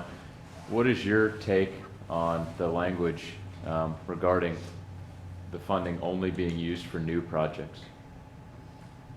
For the dedicated bike ped? Oh, I mean, I'm supportive of it. I mean, I think that, that's one of the priorities of the community is improving bicycle and pedestrian networks. Most of the projects that we talk about are making those improvements. And a lot of the improvements that we need to make are off of the arterial and collector streets to have bicycle networks to provide safer corridors for people to bike, whether it's along the river or a drainage channel or down a residential street where we can do traffic calming. So those are the type of projects we've never had standalone funding to do. We've tried to do a few through street maintenance projects, but I think that's an important goal, important part of this is to have those standalone projects, because we will continue to do those improvements on arterial streets, bike lanes and shared use paths, but it's really the connectivity that we've had issues addressing. And so that's really one of the key things of this is to have those funds to do those. Thanks. Okay. Thanks, David. Okay. Commission comments. I think it is important to have that standalone money. One of the comments that I always hear is people have this perception that a lot of money and resources goes to, expanding the city or the larger streets. So I think this is really important to have dedicated money for our current infrastructure, you might say, to improve. Okay. Lisa? Oh, I guess I'm curious if you want to specify that someone from the health department be on the transportation commission, or leave that to the discretion of the mayor. We can have that. I think we need to spell it out, so that there's no second guess if we're going to make any additions. The recommendation here that a member of the BAC and the current Traffic Safety Commission, if somebody would like to continue, I think it's important. I mean, I really do. I think, there is a lot of history by some of the members of those boards and got a lot of time, and I think it would be good. The only thing that I have concern about is all of a sudden we're up to 11, 12 members, so it's gotten pretty big pretty quick. So I think if we're going to do that, the 11 members might be the top that we would go, and that one of the 2 members that are professionals or laypersons with interest. I think if we're going to do that for the for the health department, make one of those members that one. So One thing you might think about would be to take somebody who's in a term at the Traffic Safety Commission and just put them on for the remainder of that term, and then have that position bring it back down to 9 total, not renew that position. So we get that experience, but we don't really expand it over the period of time that this will go on in the future. Okay, we could do that. So it'd be bigger to begin with, and then it would shrink down. Okay, we can do that. You're going to have to add on to the dais, Tom. Anyway, well, I think that if we want to add, a member each to that board as, temporary positions as they fill out their term, that's fine. If we have people that may be interested. David Woosley, I don't know if you had the opportunity to visit with anybody to see if they would like to continue in a position on the new commission? We haven't at this point. Okay, thank you. Probably a little bit unfair to even ask that, but anyway, I think that I think we could do that. Write it in such a way as to add a member each if so desired, and then it would shrink back to the 11 or Back to the 9. or Yeah. 9. I'm sorry, but where do you add the health department individual? I was just going As one to of take the lay one of the people? 2 people. Okay, But so it's specified for that. So there would only be then one member from kind of the public at large, a person of interest, okay? Okay? Anything else? My biggest fear on the horizon there with the budgeting of all of this is that 2019 sunset of the, I mean, that changes. Somebody made the comment, or maybe it was you, Mike, that we should do it in November. That way we have a second shot. If it- Chuck and I, yeah. yeah, I mean, that's a realistic, that's a game changer for all of us if that doesn't get extended. If it were not to pass, and one of the things that's important to say here, that tax there is already in place, so if we're going to change priorities or, Right. whatever, that's a tax that we need to look at, not trying to add something additional on Yes. to somebody's tax log, because, Yeah. and I can't remember which one it was, but it was talking about some of the fees we have to pay. I got to pay for a sewer line here a while back. Those are not cheap deals, so I do know that there's an extra cost that people get to do, but anyway. But we got the best looking alley behind the 800 block of Mass with my patch job, so, anyway. But anyway, no, I think that we need to be looking at that election in 2017, general election time, because I think that, I just think it makes all the sense in the world. It's going to take a lot of education and just do the deal. So as long as it's legal to do, let's do it. So, let's have, no, I mean, I don't know the timing of it, Right. but let's just talk about it and go. So, anyway, okay, so. Do we need a motion to repeal? Yeah, let's see, hold on just Adopt. a minute, let me get back to this thing. So the items before us then is to receive the plan and then repeal resolution number 2033 and resolution number 6874, and then adopt resolution number 7172 that establishes the new traffic commission, correct? And that's all of it. So I would entertain that motion to receive both the plan, repeal, and adopt the new resolution. So moved. Second. Okay, motion made and second to receive the plan and repeal and to adopt the resolutions, made by Commissioner Larson, second by Vice Mayor Soden. Any other questions or comments? All in favor, aye? Aye. Opposed? Passes 5-0. Thank you all very much, okay? Next item on the agenda is to consider a supplemental agreement number 3 to the existing professional services agreement for Fire Station Number 1 remodel project to expand the scope to include the East Wing Senior Center of the city-owned building at 745 Vermont Street. The supplemental agreement number 3 and associated scope modifications, the new estimated cost of construction for both portions of the building is $6.3 million plus costs associated with temporary location. Chief, how are you? Good, thank you. Thanks for coming. Mark Bradford, Chief of the Fire Medical Department. So a little bit of background. In February of this year, we came before you to discuss the deferred maintenance and remodel project of Fire Station Number 1 located at 8th and Kentucky. The existing facility was built in 1950. We are co-located in that building with Douglas County Senior Services. So I'll talk briefly about, or talk about items in the west end and the east end. So those are the two parts. Fire Medical's west, the senior center is in the east. The building was originally constructed as a public safety facility that housed the fire station and the police department. There were some very minor remodels of that building in 1979 and 1984. Prior to us coming before you, the city submitted and had the building approved on the National Registry of Historic Places.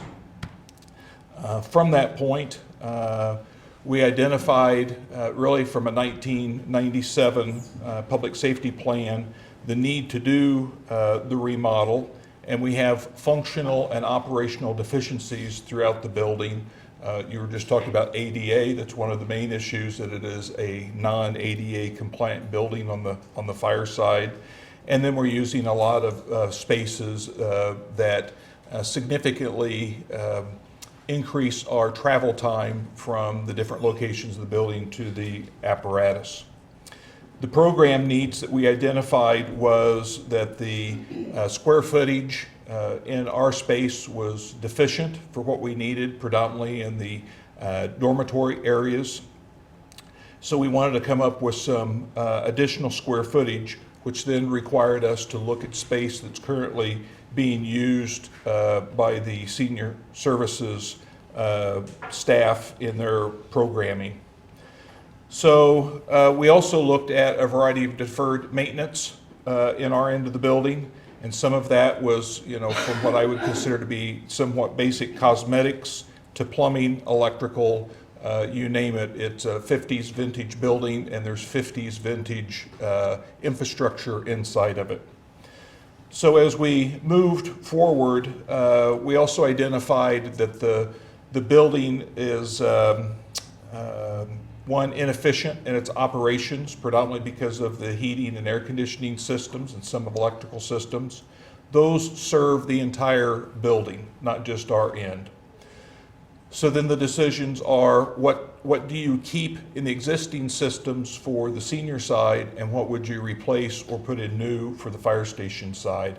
And it quickly came to light, not only from the fire service end, but also the city's side, and with the entrance of Mr. Marcus with the city, we had discussions, why would we only do one end of the building and not do the other? Senior Services is obviously in need of some remodeling themselves, and when we're taking their space that they've used and exchanging it, if you will, with space that we're using, it's not in the best of shape for them to provide services to the community in. So we had more and more discussions on how and can we be more efficient with the dollars and do a complete remodel of the building for both the fire medical department operations and for senior services. In general, and I'll just jump through these, we had on our proposed planning that was designed, again, only looking at the fire station side. We had a small addition in what would be the southwest corner of the existing building, and then the rest of it would be the west end on the two floors. With that upstairs, we already have the south end, and then we would take over the multi-purpose room, as most people know it, from the north end of the building. In this proposed project, we identified again the space needs using that multi-purpose room predominantly for dorms. We have to have the windows for egress that we currently do not have, so that takes up that space. The building is roughly divided into two, an east wing and a west wing. The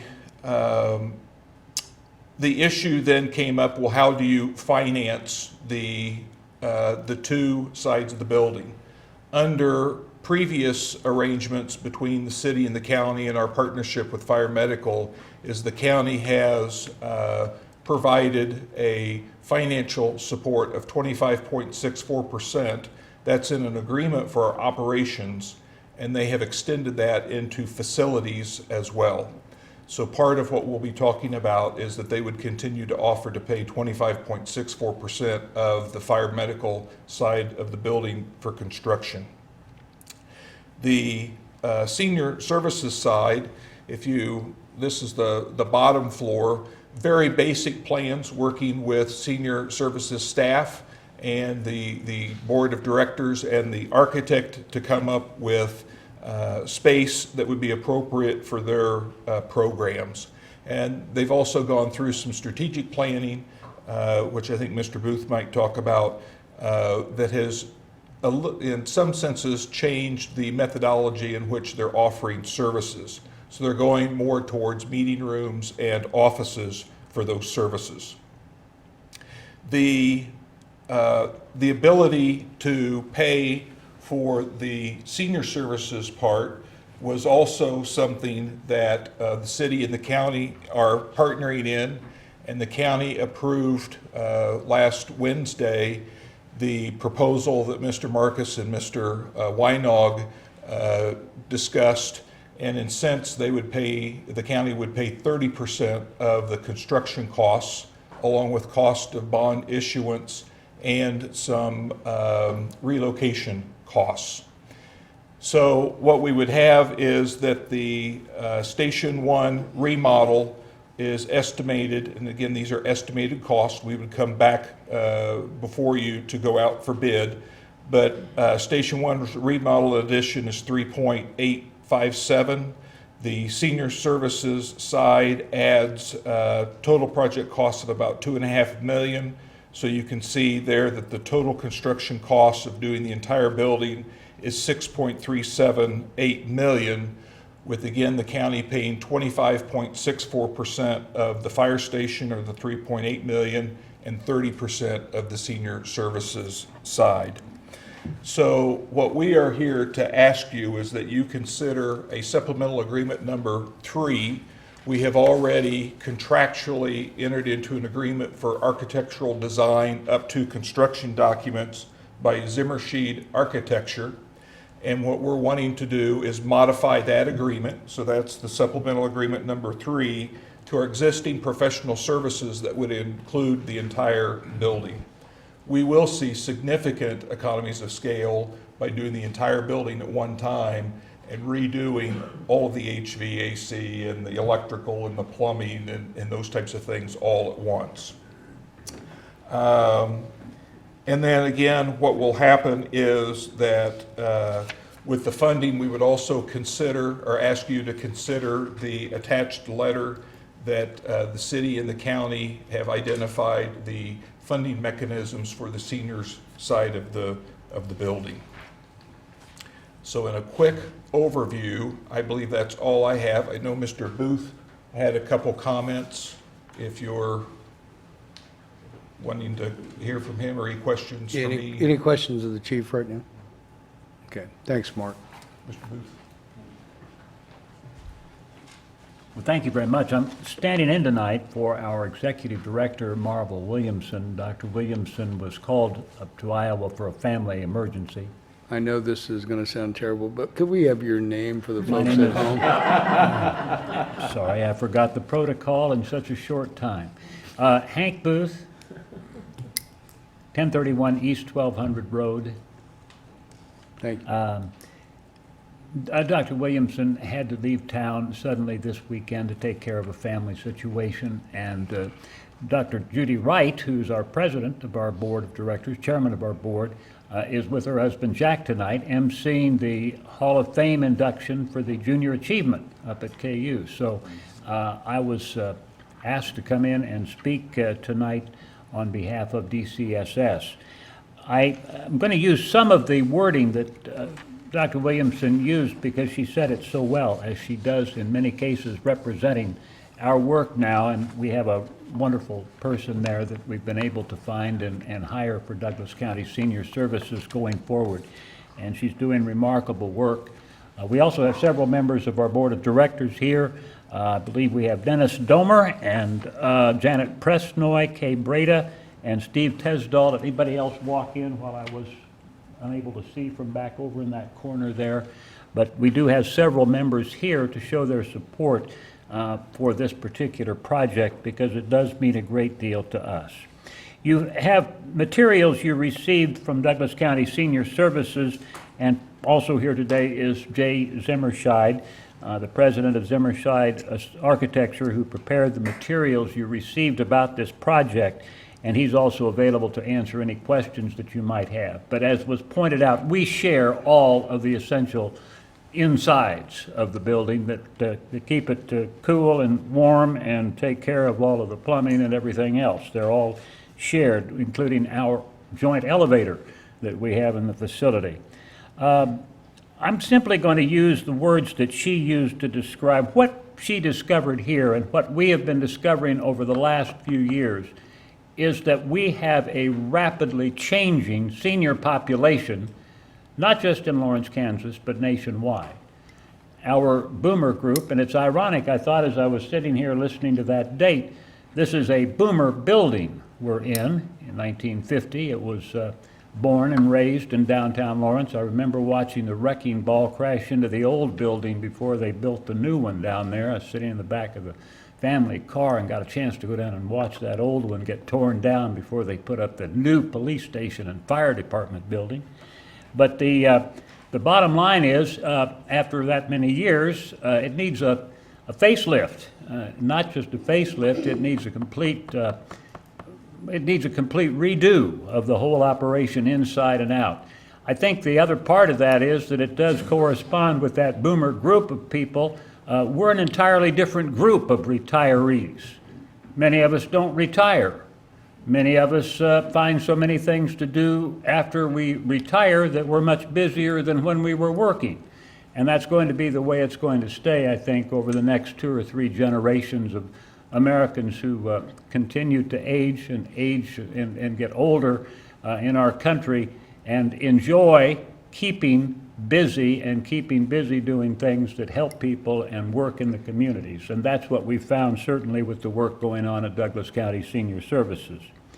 I think it's important that when Marvel Williamson came in, we noted that we do need to, we are in the process now of changing our name, and we'll have an announcement on that soon, and our mission statement, and also our logo, and that sort of thing. But this isn't just a superficial change. We're changing the purpose and the work of DCSS right down to its core. As she addressed it, she said, "I'm not talking about merely changing our name and logo, but also about adopting a new vision for addressing the needs of all seniors of Douglas County as the central go-to place that serves as the clearinghouse for all things senior. Our strategic planning revealed that the wealth of agencies in Douglas County that serve seniors has led to their having difficulty navigating the complexities to find out just what they need. Agencies themselves have trouble knowing who provides what. Therefore, it is our intention to become the place everyone thinks to go for guidance, to learn what questions to ask, and sort through the options with the help of unbiased, knowledgeable consultants. We also want to help agencies and businesses throughout the county succeed by helping seniors find them. And we will continue to offer our present services and expand them, and expand our offerings of classes, events, and so forth. And with this new vision, our current configuration of space just can't possibly work. So we do love the partnership that we've been able to establish with the fire department, and the chief has been great in working with us on this. And it, as I said also, we have some serious issues in that building regarding, well, the basement that we got in the trade-off for that multipurpose room that we had upstairs, where the tax advising goes on every year from AARP and so forth. That basement area has some chemical things in it that I can't even pronounce, so I'm not going to try to here tonight. But there are some issues there of cleanup that need to be addressed, and they need to be addressed before it can really be used in any way for the future. And that was the old gun range of the Lawrence Police Department. So we have many of the same issues with that problem down there too. And there's a sunken floor and crumbling walls and mold, and other than that, it's a great basement, and we were very happy to trade it off for that multipurpose room upstairs, because we know the men and women who are going to save our lives are going to be living more comfortably up there in that space, and we know how much the fire department does need that. The bottom line is, it's a great working partnership that we have together. We want to continue that, and we do want to be in that space, visible in downtown Lawrence in the future, for the senior populations that continue to like to look at Lawrence, Kansas as a place to reinvent retirement. Any questions? I'll be glad to try to answer them. Questions of Hank? Thanks, Hank. Okay. It's apparent I should have reviewed his notes before I let him speak, but I told him I'd give him 5 minutes. So I guess I'm open for questions. The summary is that we're asking you to approve the city manager to execute the supplemental agreement with Zimmershed Architecture to expand the scope from Fire Station Number 1 to include the entire building, so both the east and west wing, and also authorize the city manager to enter into a cost-sharing agreement with Douglas County regarding their participation in both of the projects to make it a single project. Two things, and, anybody can jump in here. Since we were talking money earlier, we're going to bond this, correct? Correct. And so, the monies that are coming in from Douglas County Senior Services and the money that's coming in from the county will be used to help offset, our bonding costs, correct? Yeah, and as well, there's some tax credits that we're eligible for that Right. will help offset the cost of this as well. Okay. And then second thing is the temporary location, we're on board with the 1242 Mass Building, is that the way I understand Yeah, this? we, actually Diane did quite a bit of research with Marvel Williamson, Dr. Williamson, as to alternative locations, and the chief has been scouting out his alternatives as well. When we negotiated between the city and the county, we included the temporary facilities. The county board did raise the issue if we looked at alternatives, and quite frankly, they did an extensive search of the alternatives. First, when we looked at the building and really kind of came down, basically the county administrator agreed with us that it didn't make a whole lot of sense to approach this building in a piecemeal fashion. It's one whole building.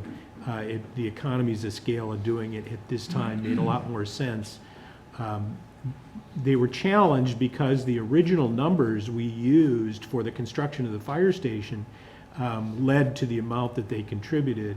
And of course, they don't have the bonding capacity we do, so we entered into this arrangement where they would make payments, pay their share of the interest, their proportionate share of the issuance costs.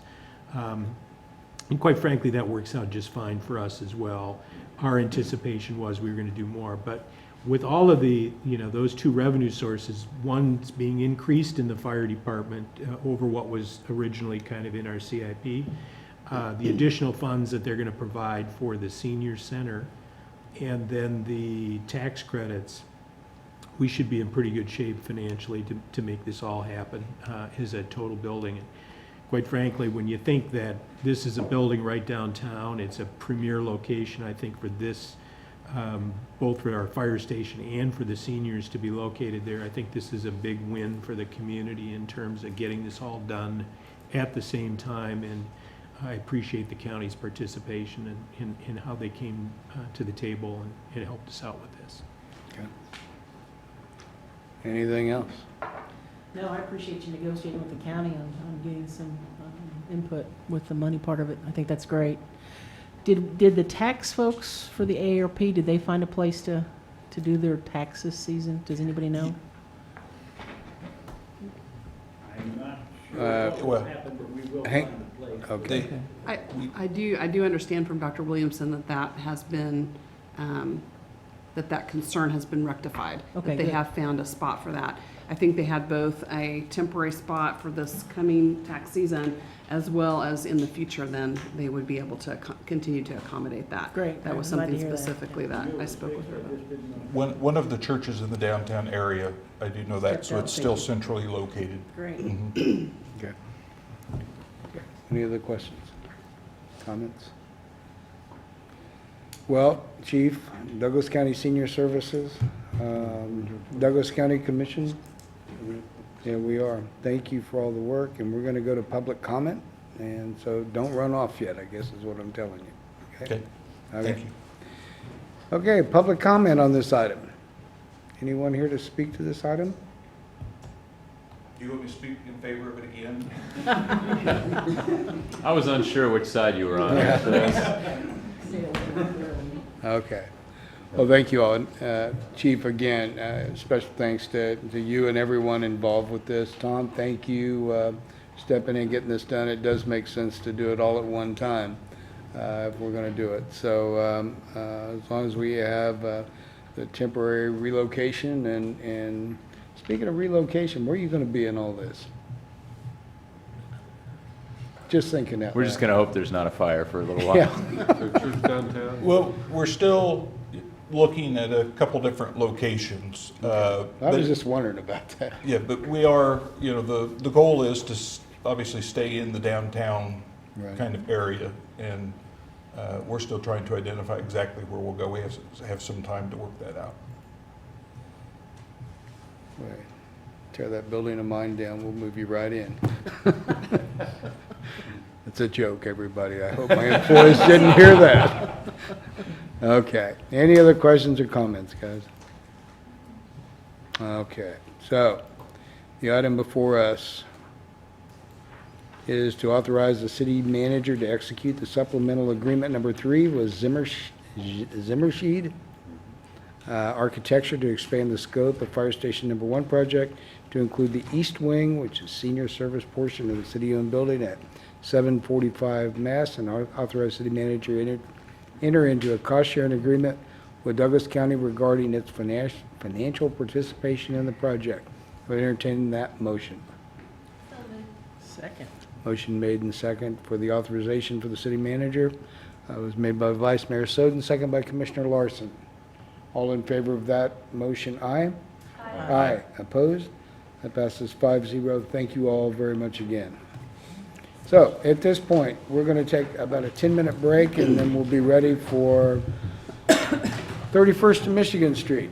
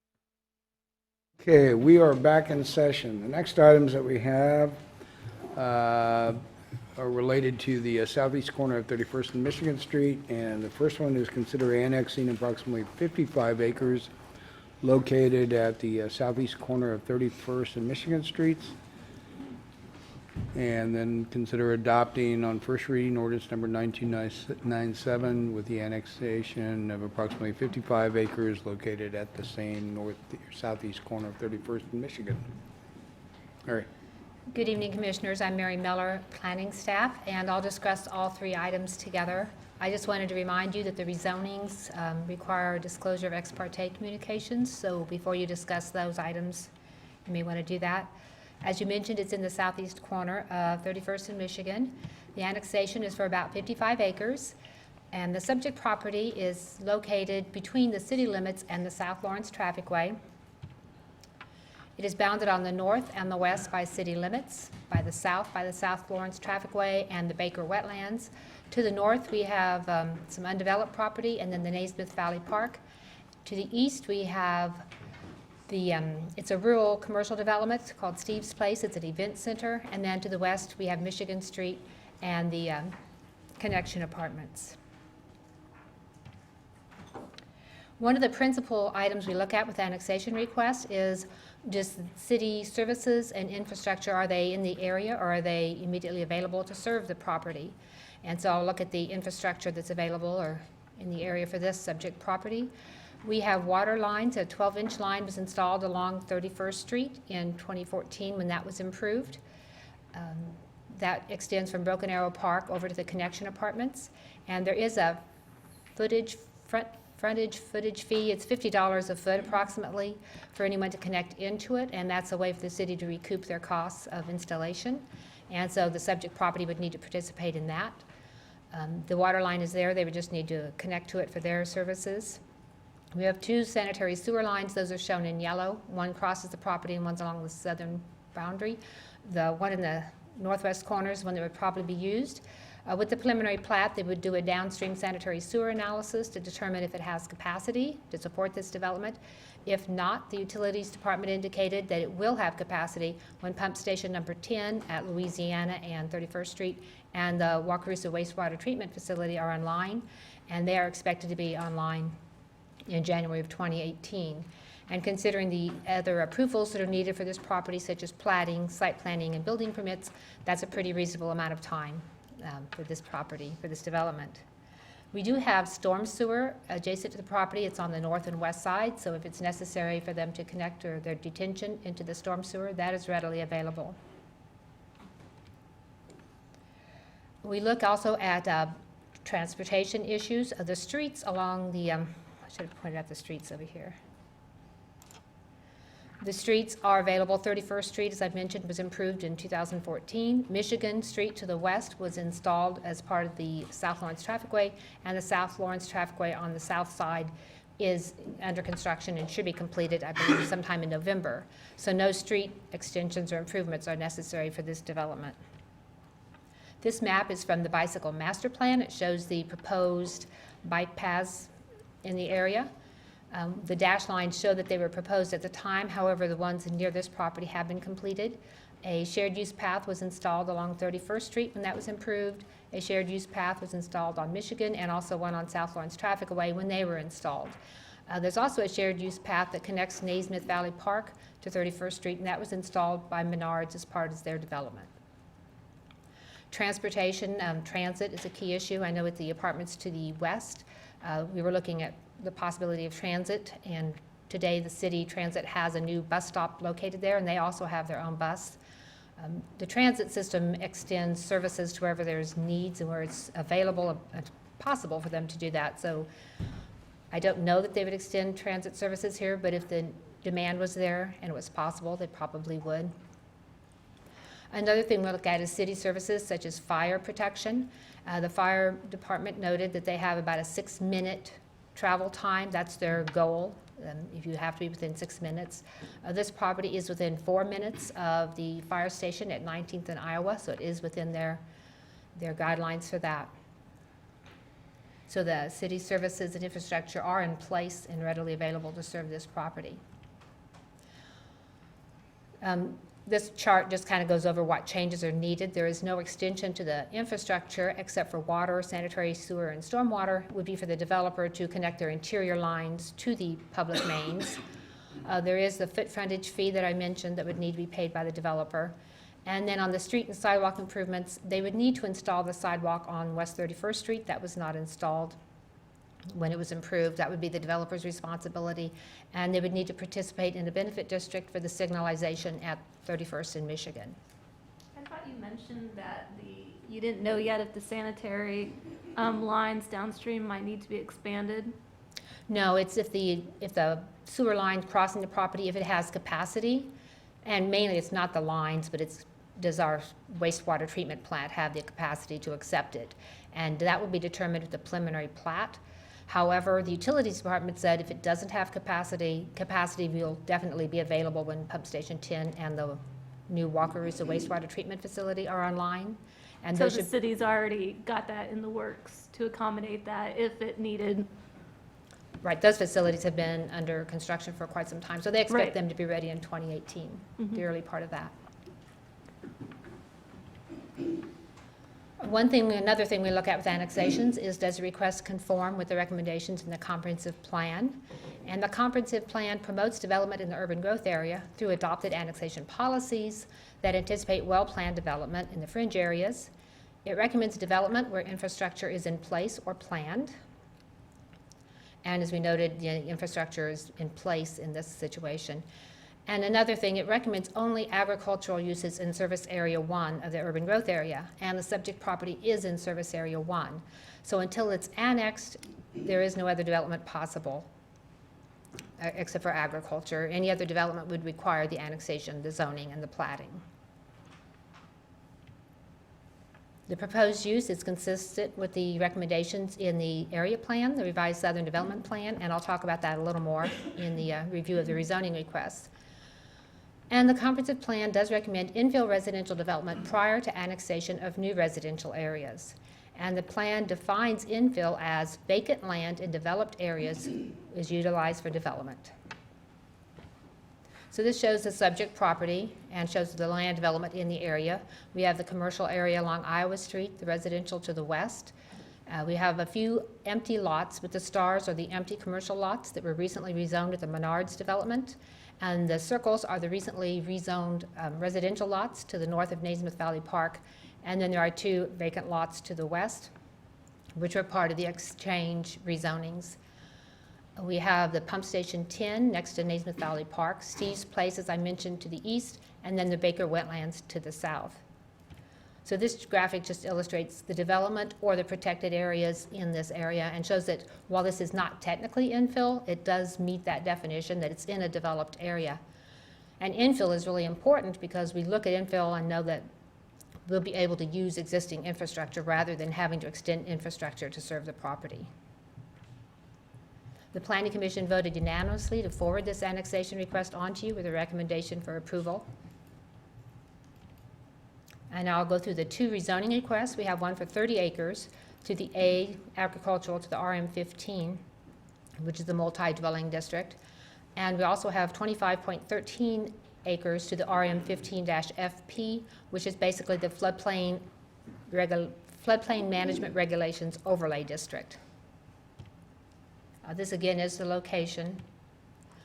This is the concept plan that was provided with the rezoning request. It shows the 100 and the 500-year floodplain. It shows they keep the development in the northwest corner outside of the floodplain. They intend to have apartments along the perimeter and then the parking within the interior.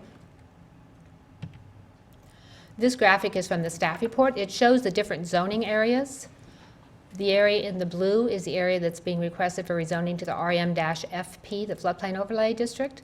The black area is the general area they're showing in the concept plan. This would be in the RM15. This is the area that's being proposed for development today. And then the area along the south, adjacent to the South Lawrence Trafficway, would also be RM15.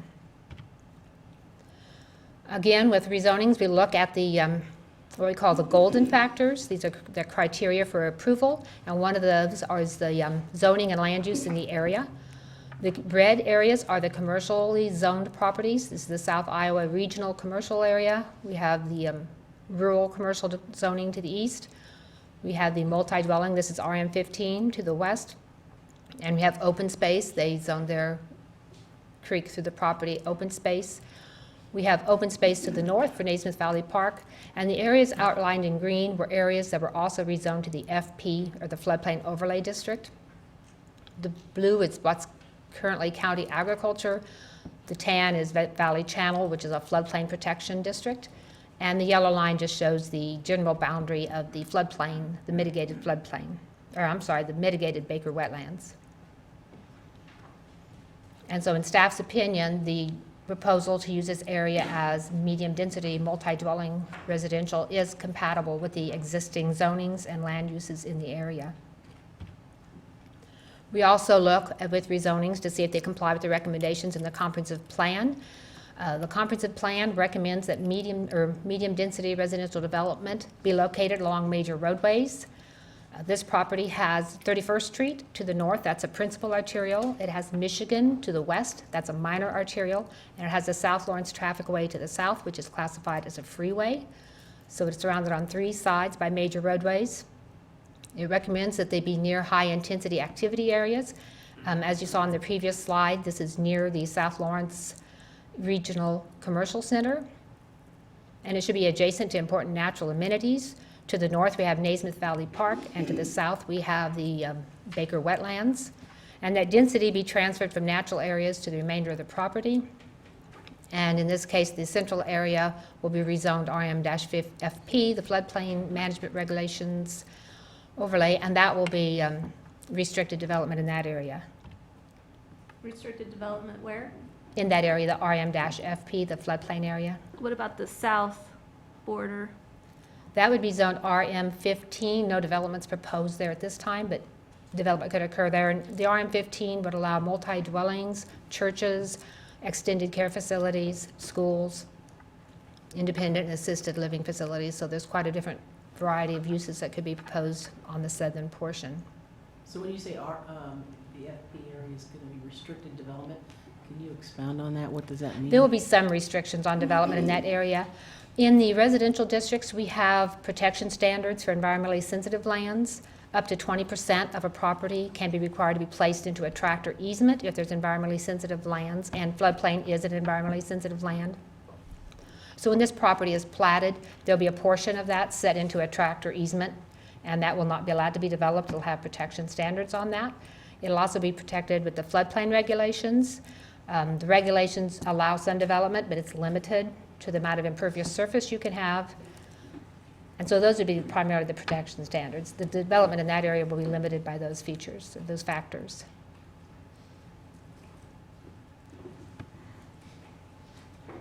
This shows the character of the area. That's another item that we take into consideration. And this is very similar to what I showed before with the commercial, multi-dwelling, the open space. The principal uses in the area are commercial and open space with multi-dwelling residential. These are duplexes. These are going to be low or medium density single dwellings, and then we have the medium density to the side. So the proposed use is in keeping with the character. This shows the roads that I mentioned earlier. We have 31st to the north, principal arterial, Michigan to the west as a minor arterial, and the South Lawrence Traffic Way, a freeway, to the south.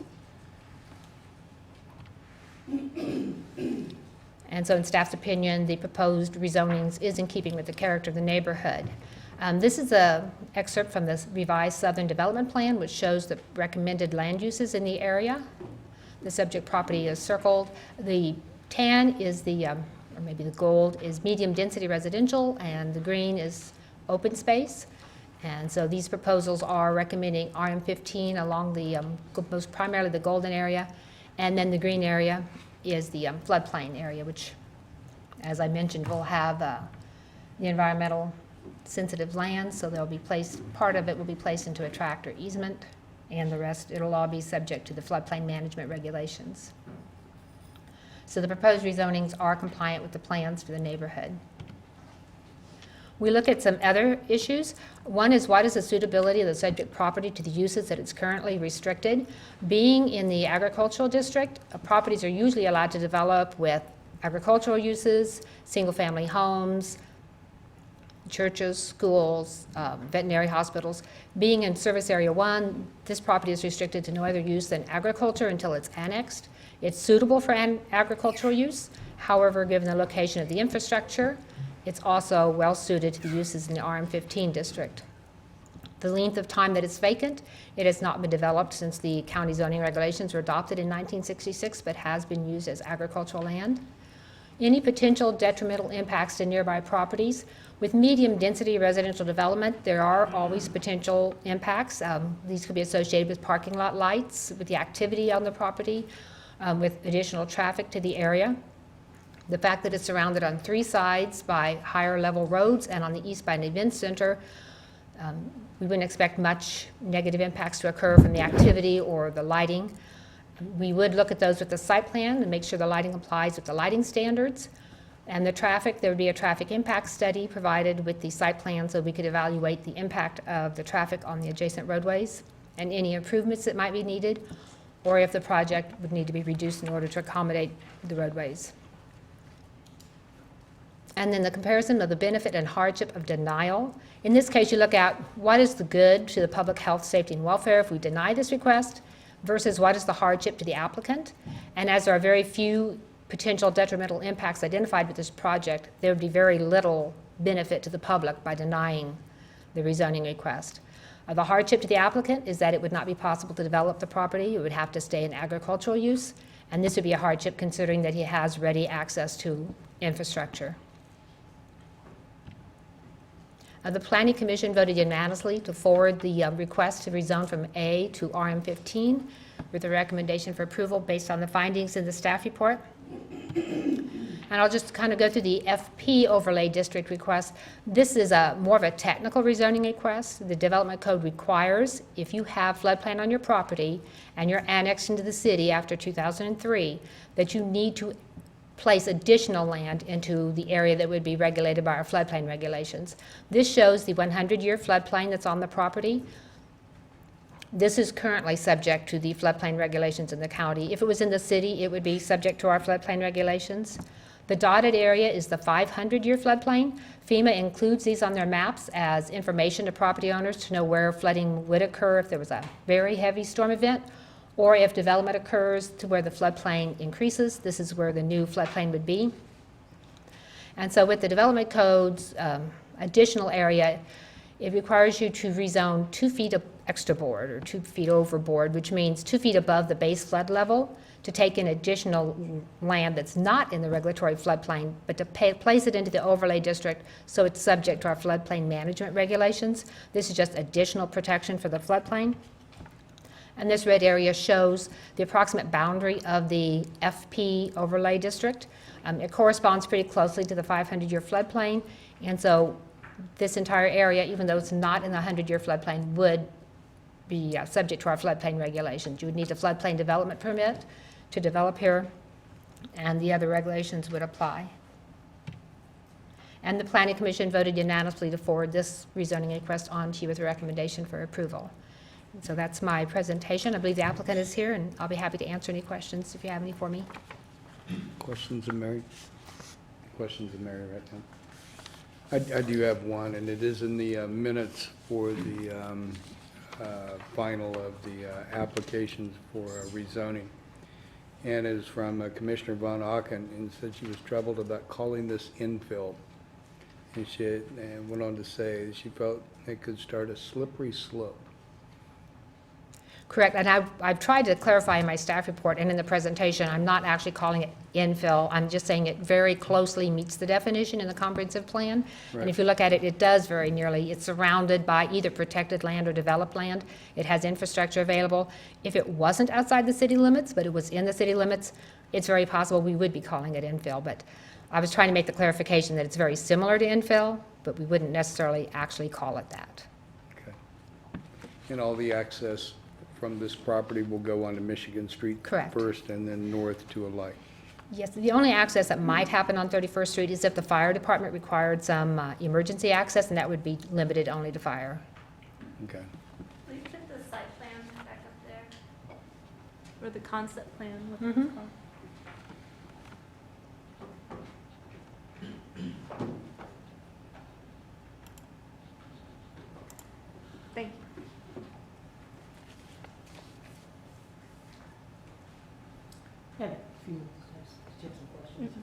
Go ahead. I had some questions, Mary. The stormwater lines run on the north side of the property, is that correct? The north So- and the west, yes. North on 31st Street. So will runoff from the property go towards the stormwater line or into the floodplain area? That would be decided with the site plan. They're allowed to discharge into the floodplain, so that might be what they decide to do. But that would be decided with the site plan and with the stormwater engineer's review. Okay. Is there a reason why we wouldn't just leave the floodplain as open space designation? Much of it will be open space. It's not being rezoned to open space. Primarily, as we're just keeping it at the RM15. It leaves the option available if they needed to do some development into it. So what could actually be developed on that FP property? Well, when it's been platted and we've decided what land needs to be set aside for the environmentally sensitive areas, which could be up to 20% of the site, then nothing could be in that area. And that would include the primary portion of the floodplain. So that would be a tract or an easement, and development could not occur in that. So if there was something remaining, there could be some development. You're required, I think, to cover 60% of a property that's in the floodplain with impervious surface. But you have to have a floodplain development permit. And so I don't know if the applicant is intending to do any development in the floodplain area, but it would be, subject to those restrictions and requirements. So you said up to 20% of the site, is that of the floodplain area, or is that The the whole- entire property. Entire property? Yes. So they have to protect up to 20% of that? Is Right, that- it's 55 acres, so 20% would be 11 acres, I think. So 11 acres could be required to be placed into the tract or easement, and I assume there's enough floodplain that would qualify for that. And who determines that? Is that out of your office? Pardon me? Is it out of your office that determines that? Yes, they would provide us a sensitive area site plan when we do the plating that would show the sensitive areas and give us the amount of area that's in it, and then we would decide which portion would need to be protected. In some cases, it's all protected because they don't have over 20% of the site that's environmentally sensitive. And in this one, it looks like it's pretty close. They may have somewhat more, but we would put 20% into the tract or easement to protect it. Okay, thank you. Okay. Other questions, Amanda? On the concept plan, there's, the outer ring are buildings, right? And then the inner ring is the road. And is there anything there in the middle? I can't read that text in the middle. It's just talking about, this will be where parking lot stalls and garage stalls are, so they'll have 200 and, I can't tell, I think it's 284 Yeah, I can't read that. total stalls. And those 200 are 2 or 3-story buildings? I don't know, at this stage, I don't know, there are 30 units in each. And this is a concept plan, they're not tied to this plan, but this is what they're thinking they're going to develop here. Stuart? We got a question on the impact on Louisiana Street. Did you think about that? Yes, with the connection, there was also some questions in the neighborhood about what the impact would be on Louisiana Street. And the traffic impact study will help us evaluate that. When they have more plans, their plans are more solidified, they'll do a study that will tell how many cars a day they think will leave the site, which direction will they go, which time of day will they leave. With the connection, there are mostly students, and so they were traveling at times, different times than the other people on the road, so they didn't have that big of an impact at the intersection. But that's something to look at, is where will they be going? And I believe the connection, they put in a shuttle bus. For students, I don't know if this is geared for students, but with that, the students wanted to go to the park and ride because it's difficult to park on campus sometimes. And so many of them went to Iowa Street to access the park and ride. So it kind of just depends on the demographics of who's going to be living here, and then the overall design of the site plan, and then the traffic study. Anything else? Okay, thanks, Mayor. The applicant.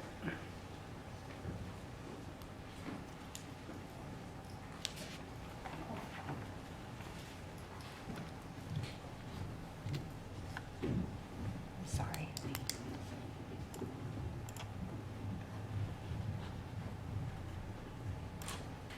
I'm sorry, I wanted to put this slide up just to show what the different options were for each item, whether you were to approve it or return it to the planning commission or to vote to deny it.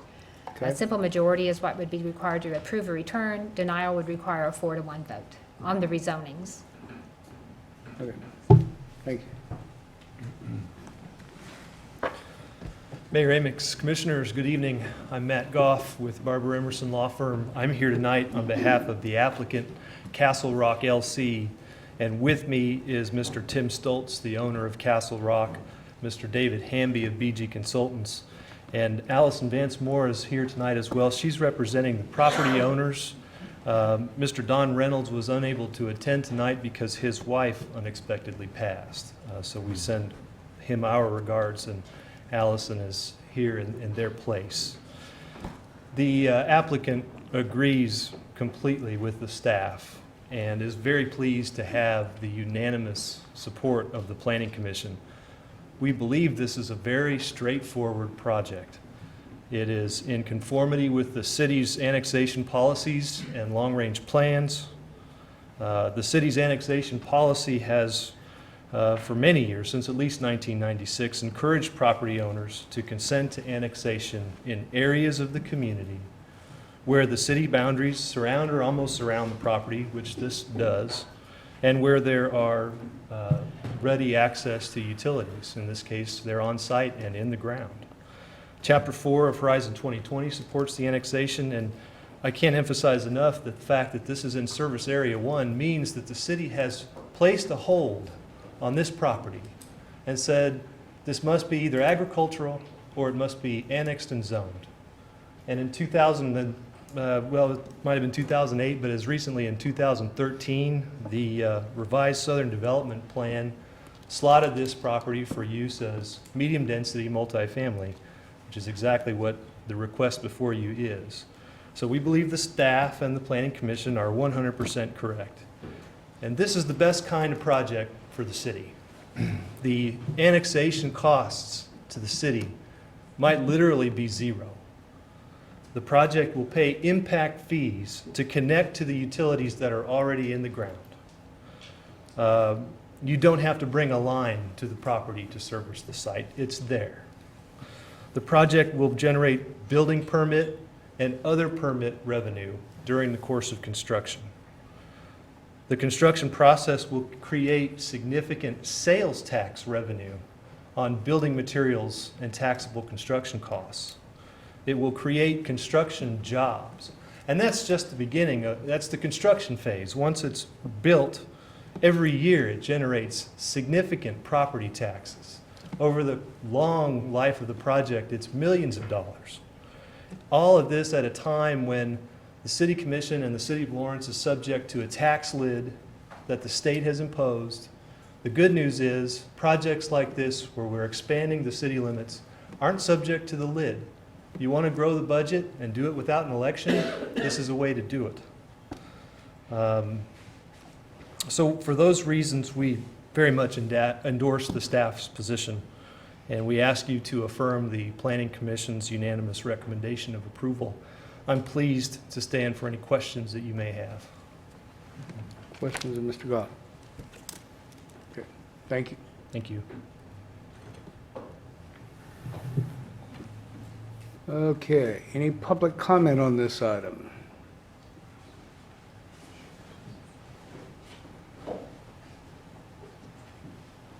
Again, I would appreciate if comments were held to about 4 minutes, Ms. Davis. Sure. My name is Candace Davis, and I'm the chair of the Lawrence Association of Neighborhoods. I really haven't followed this, but I do want to point out the concern about Louisiana Street that Commissioner Boley brought up, and remind you that Broken Arrow School is there, as well as South Junior High. And that is one of the main north-south streets outside of Iowa Street. And if you've ever driven down it, you'll know how difficult it is, especially when school is starting or letting out. And of course, they have lots of activities there too. I'm surprised people aren't here from that immediate neighborhood, because they were really worked up when they were trying to put in those apartments. Was it 600 units there that are across from Home Depot? And they were really worried at that time about the impact on their neighborhood. So I don't know if they were notified. I don't know if it's too far away from the notification, because given the athletic field there and the stream that goes through. But my guess is they would be really concerned with whatever level of density you might be talking about. But given that there are two schools here, and it's a street that has to be going in two different directions, so it can't ever be one way, just for access to the schools and all. So I would say that that's something you really should work out and be sure that neighborhoods within where the students go to Broken Arrow and South are notified. Thank you. Okay. Other public comment? Anyone else? Okay, back to the commission. We did receive at least one communication from, I think it's Park Hill neighborhood, and questioning about the concern of Louisiana Street. Scott, notification, or Mary, notification, how far out did it go? Notification went out our standard 200 feet for this project. Okay. So we've gone to the area north of 31st Street into We've gone north, Indian but- Hills neighborhood anyway? You know, given this location, it may not have hit many private residents, given the uses involved Okay. with it, but it was posted in newspaper advertising and planning commission agenda ad. I mean, we did our typical notice. Okay. And it was signed? There were signs along the property? There were signs Okay. on it. And I might just say on Louisiana, you know, which has been a discussion point for years with the development in that area. I do know in talking with the city engineer that part of the process after traffic normalizes, once K-10 is open, is to kind of assess the system in that area and determine if improvements are needed. You know, we've talked about that before, even with, as Menards came on board and other developments in that area, needing to do that once traffic normalizes. Okay. You know, I do know that we talked about traffic during the time of 27th Street when, you know, during the time when 23rd and Iowa was shut down along with 31st Street and on and on and on. And that there was talking about reassessment of, you know, traffic patterns through Indian Hills and especially on 27th Street. You know, once 31st Street opened and 23rd and Iowa opened back up, and I think it went way back down again, if I remember right. Plus, we've made some improvements along the street that have slowed traffic down quite a bit. So I think that we're pretty aware of, you know, the traffic concerns that are in the area. And the only thing, Mary, the traffic study that'll be done, that is only done at the site plan stage, is that, or as part of the plating process? That's done at the site plan stage. Occasionally, we get a plat and a site plan together, but Right. with the site plan, you have more information about just exactly what type of units are being planned, how many bedrooms, how many cars. Okay, and so that's going to give us, you know, what they expect, or the traffic engineer is going to give us, you know, his or her idea of where that traffic's going to go, right? Right, and what its impact would be on the level of service on the streets and on the intersections. And what kind of things that can we do or have the developer do or whoever do in correcting some of those problems? I would probably defer to the city engineer. I know they make sometimes intersection improvements, sometimes turn lanes, but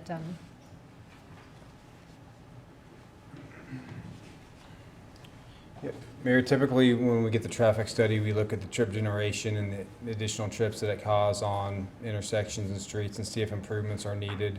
With this project, I mean, we look at trip generation, but also some of the trip distribution, which direction they're going. I think we would expect some improvements maybe needed at 31st and Michigan intersection, but then we just have to look at the numbers and see if additional improvements would be needed at other locations. I mean, Louisiana is already congested with traffic, with school traffic, so you know, how much, it's just hard to tell how much additional traffic could use it and what would be needed. I mean, that would be something we would just need to review with the traffic study. But on other projects, we've looked at installing traffic calming features on streets.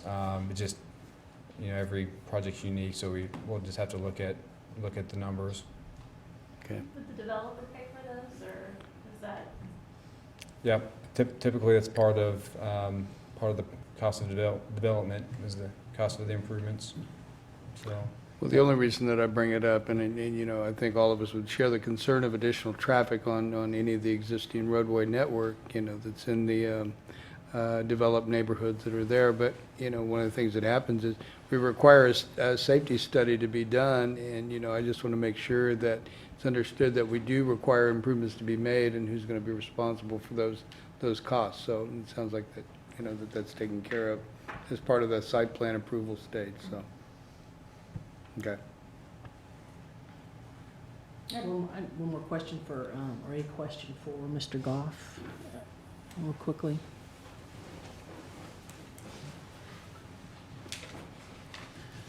Yes, Commissioner. The floodplain area, what are your plans for that? It's floodplain, so it's not really key for development. It may just very well stay that way. Okay. So you don't have any future plans to? If you build in it, and I'm not the engineer, it's something that Mr. Hamby might have to speak more elaborately on, but if you try to change the map as to where the floodplain is, you have to contact FEMA, and there may be downstream impacts. You raise the water, the level here, and downstream it may cause more flooding. And so it's kind of hard to do. So I don't know that this is an intent of the developers to get into that floodplain. That's why it's zoned that way and kind of separated and most likely left alone. Okay, thank you. Thank you. I have a question for you too. Yes. The article mentioned something about affordable housing. Is there any details about that? I'm glad you asked. The applicant is targeting a very important segment of the market with this project. And based on the applicant's market analysis, there's a demand for lower priced one-bedroom units. These apartments, as of now, are planned to be one bedroom. That's not final, but the rent would start around $700 a month. And this is not a subsidized project. This is not a low-income tax credit project. This is not a Section 8 project. There's no request before you for IRBs or tax abatements. This is a market project, but the units are intended to be affordable. Not just 10 to 15% of them, but all of them. Does that answer your questions? So it's mostly just going to be one bedrooms? That's the plan, but the plans haven't been drawn. It's a preliminary plan. Thank you. Yeah, thank you. So, other questions? I have a question for staff. Sure. For the Affordable Housing Advisory Board, do they have any targeted unit types that they're looking for that we need? You know, we're in discussion with that, so it's not been answered directly because they have identified a whole range of need in the community, and so they don't have a specific target in mind. Thank you. Okay. Any other questions? Okay, I need everybody to give their ex parte contacts that they've had on surrounding this project. I got a call today from Janet Gershner. She just, she hadn't read the whole about the whole project, but she was not in support of it. Okay. Yeah, I got that email too. One thing I was wondering if we declare, when someone tags us on Facebook, do we declare that? I guess you have. I read it, but I don't know if in the future. I don't. Okay. Social 'Cause it's not media. anything I responded to or. Right. Just want to make sure I get the rules right. Right, right. I'm a process-oriented person. Very good. Not doubting that. Thank you. You bet. No, I haven't had any comment any more than anybody else has had, so. Did everybody get the email from Carol? Yeah. I did, yeah. Okay, so Yeah, we got I had a call from Janet Gessner, but we didn't talk about this, so. Okay. Matthew? Just the same, and we all just had an email pop up from Joan Stevenson about Right. 20 minutes before the meeting started. Right. That I haven't actually had a chance to read yet, but the subject line makes me think she doesn't like it. Yep. Okay. Okay, so, general discussion by the commission. Well, I think one of the big variables you look at is the very first thing Mary talked about, and that is, what state is the current infrastructure in? And when you look at that map, the current infrastructure is not only all there, but all very recently there. I think the water line was installed like almost within the year. And so you're talking about a lot of infrastructure that we've, to me, would indicate the plans to, at some point, if not today, in the very near future, zone that property accordingly or annex that property and then zone it as such. I think as a city, when we carry infrastructure to a property, that takes with it a set of assumptions. And that assumption is that, hey, if we're building a sewer line to your piece of ground, and we're building a water line to your piece of ground, and we're building storm sewer to your piece of ground, the assumption is that stuff may enter the sewer line and water may come up out of the pipe and water may go into the storm sewer.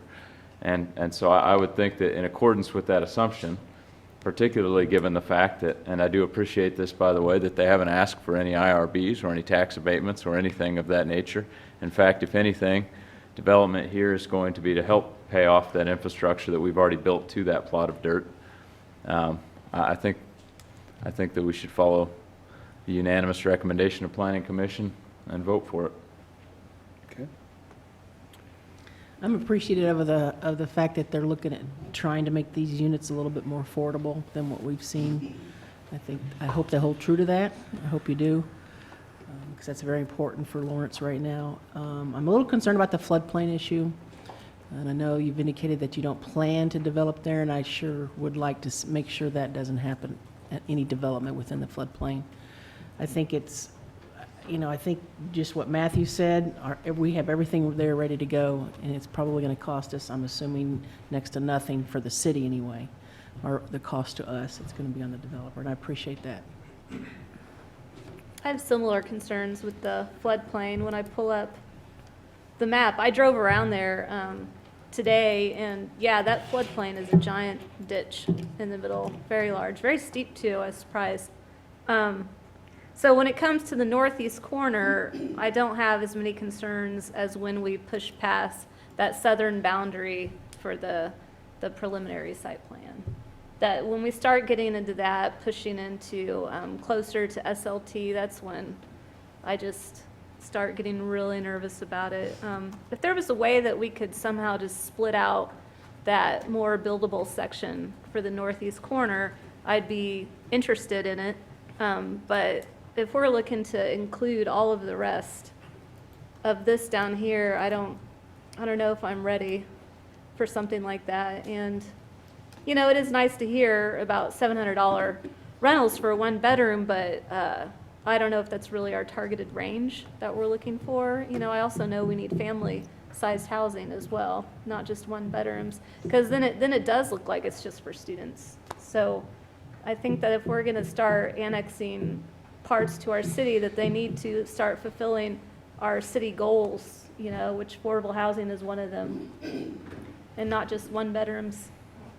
But to a certain extent, creating more units is going to naturally lead to more affordable housing just on a supply and demand curve. I asked Scott that last week. I sat on the MPO board this last meeting. I don't know if were you at the last one? I don't want to call you out if you weren't. We'll say you were. I probably was. And one of the pieces of information, yeah, we had a good conversation. One of the pieces of information that came out talked about vacancy rates, and it was a remarkable number. I mean, it was like 2%. And so as we talk about, I think it was for single-family homes was 6%. And then as we talk about trying to create affordable housing, it's very difficult to create affordable housing in a marketplace where everything's occupied. It's much easier to create affordable housing when you have a surplus of housing, and therefore the market naturally dictates the price has to be lower. Well, as someone that spent the last few years looking at one-bedroom rentals, I can tell you there is a dearth to choose from. It's just all over the place, all over the city. You have a wealth of choices for one-bedrooms that are rarely under $680. So $700 is definitely at the low end of that, but I don't know if I would call that affordable housing. To me, that's just kind of the going market rate. Of course, it depends on, finishes and stuff like that. But so I don't know. Stuart, you have anything? Yeah, I'd like to second what Matthew said about having the infrastructure ready. I think that's very significant, and I think that's I mean, this is what we've been planning for, since that's why we put the infrastructure in. I share Lisa's concern about the floodplain, but I have confidence that, there are things in place that we can use to make sure things work out okay with that. And, I'm still learning about affordable housing, but from what I understand, there is a significant need for affordable one-bedroom apartments in this community. I think we have such a wide spectrum of need in the area of affordable housing that we shouldn't just focus on one thing. And I really appreciate, the idea that this is a non-incentivized affordable housing project. So I'm for it. Okay. I think one of the things that I see is the longer I sit on the Horizon 2020 Task Force, the more importance that I place on that comprehensive plan and the importance of the comprehensive plan. And to see a project come forward that actually meets everything and has it in place, I mean, it does something good to my heart that we're not having to amend something. So I think that is something good. It does make me believe that the investment the city has made in large infrastructure projects, in a new sewer plant and new pump station in the area, we'll start through the fees that we'll collect on that, we'll start getting some of our money back on that. I think that it was always anticipated that the payments on some of that large infrastructure would be borne a little bit by, the existing customer that we have online, but, a lot of it was going to be paid for by new development that would come on board. So I think that as we have made those investments, has been talked about this evening by the commission, I think it's high time we get some of the money back for them. And also to see that we have in place guidelines that shows pretty clearly that we as a community are not going to be out the cost, the development cost of that project. That's going to be borne by the applicant in this particular case. So I appreciate all that, but I do appreciate the fact that it meets the comprehensive plan. So anyway, I'm ready to. Here, I have a question. Ready to support it and go. Yes, ma'am. I'm curious, like I said, I would be much more comfortable if we weren't looking at the south boundary of the area. Would you be interested in just talking about the northeast section of the property, north of the You're talking about floodplain? the northwest? The northwest, yeah, north of the floodplain.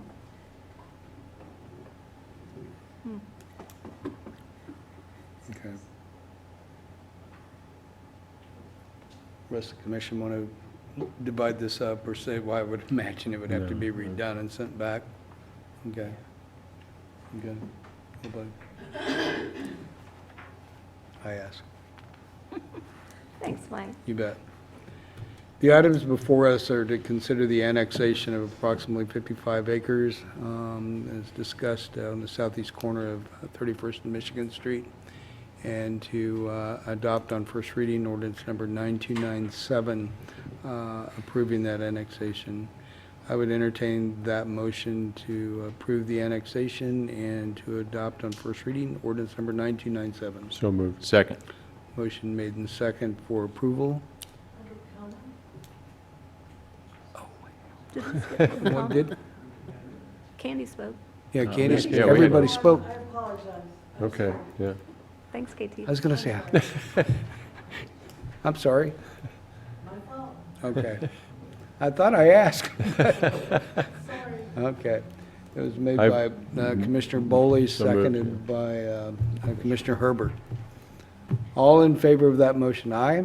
Aye. Aye. Opposed? That passes 5-0.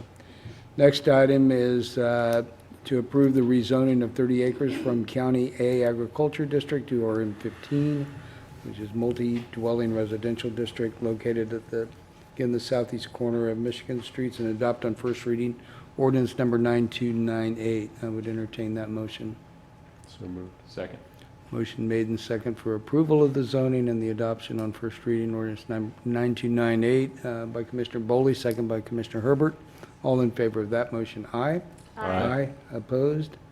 That passes 5-0. And the last item is to approve the zoning of 25.13 acres from County A Agriculture District to RM15 FP multifamily dwelling residential with floodplain management regulations overlay district at the corner of southeast corner of 31st and Michigan Street, and adopt on first reading ordinance number 9299. I would entertain a motion for approval of both those items. So moved. Second. Motion made in second for approval of both the zoning and the ordinance on first reading by Commissioner Boley, second by Commissioner Herbert. All in favor of that motion, aye? Aye. Opposed? That passes 5-0. Thank you all very much. Next item is to consider approving comprehensive plan amendment to Chapter 14 of Horizon 2020 to amend Oria Neighborhood Plan, future land use map, and let's see.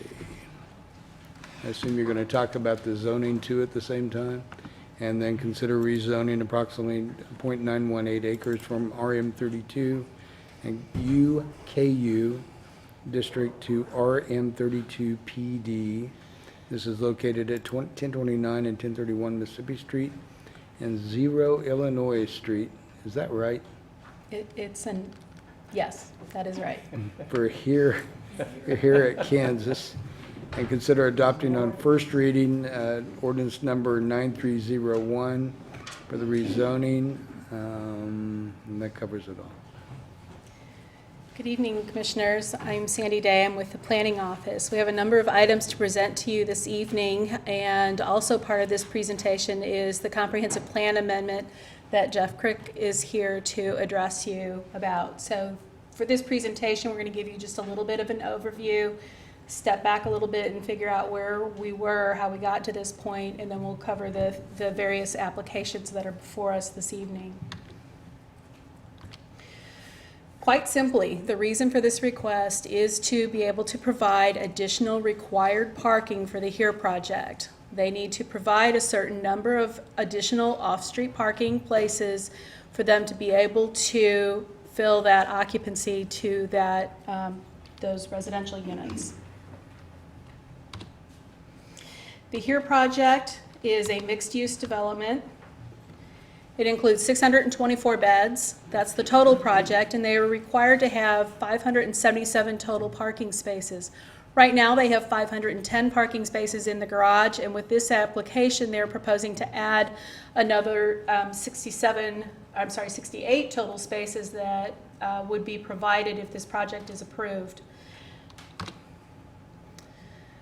The applicant did look at some other locations before pursuing this particular property. Some of them, you may have been involved with some of those discussions. They included 1137 Indiana, adding additional on-street parking on Mississippi Street, as well as looking at trying to have some additional parking shared with the university property to the northeast of the subject property. As you can see from this slide, the surrounding area, this is the HERE project. This is the subject of the rezoning request and the preliminary development plan.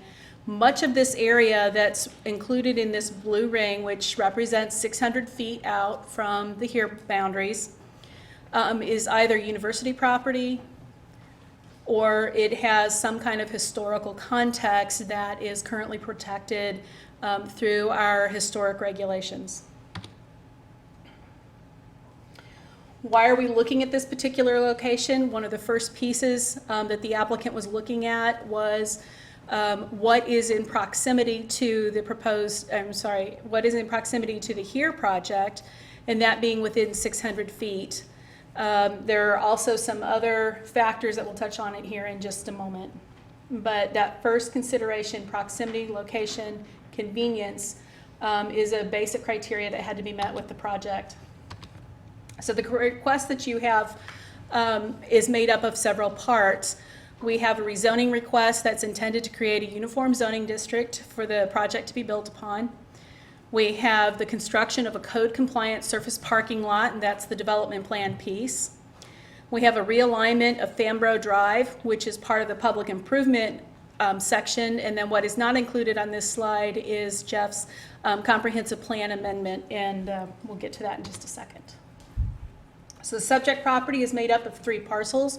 One of those parcels already carries the zoning RM32, which is a multifamily dwelling district, and it has very high development density, residential density. The other 2 parcels are currently zoned UKU. They are part of the overall university properties that we tend to know, but they are owned by the endowment. This is the current property, the existing surface parking lot, which has been in place for a number of years, the 2 residential structures that face Mississippi Street, as well as their surface parking for the southern structure, and then there is also parking off the alley for the northern structure. So the next question that was asked of me was why the RM32 district, and as we talked with the applicant and as we've answered this question, there is a threshold that is required for off-street parking. By city code, if you're going to have off-street parking or shared parking, where that is located has to be on a property that has a zoning district that is either the same to or more intensive than that of the use that you're sharing with. So it's a code requirement. So where does that intersect?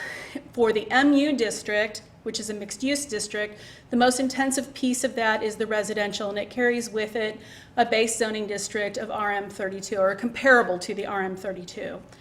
So in discussions with the applicant, what we concluded was that RM32 with a PD overlay would be an appropriate zoning district for an off-street parking that would be accessory to the HERE project. We talked about that a little bit.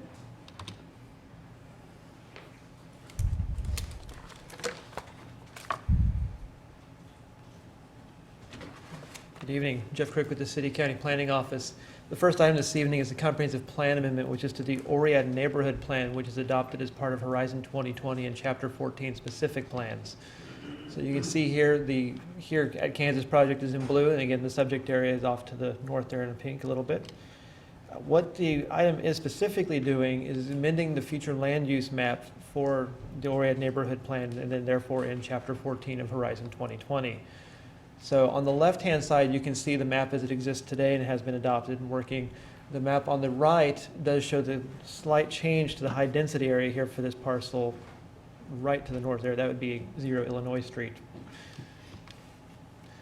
So the way that the comprehensive plan works is it doesn't really handle and do in zonings. What it does is it takes a land use and then gives a range of zonings that's available in those items there. So we're talking about a low-density residential to a high-density residential. There's a range of zoning categories that can meet that requirement.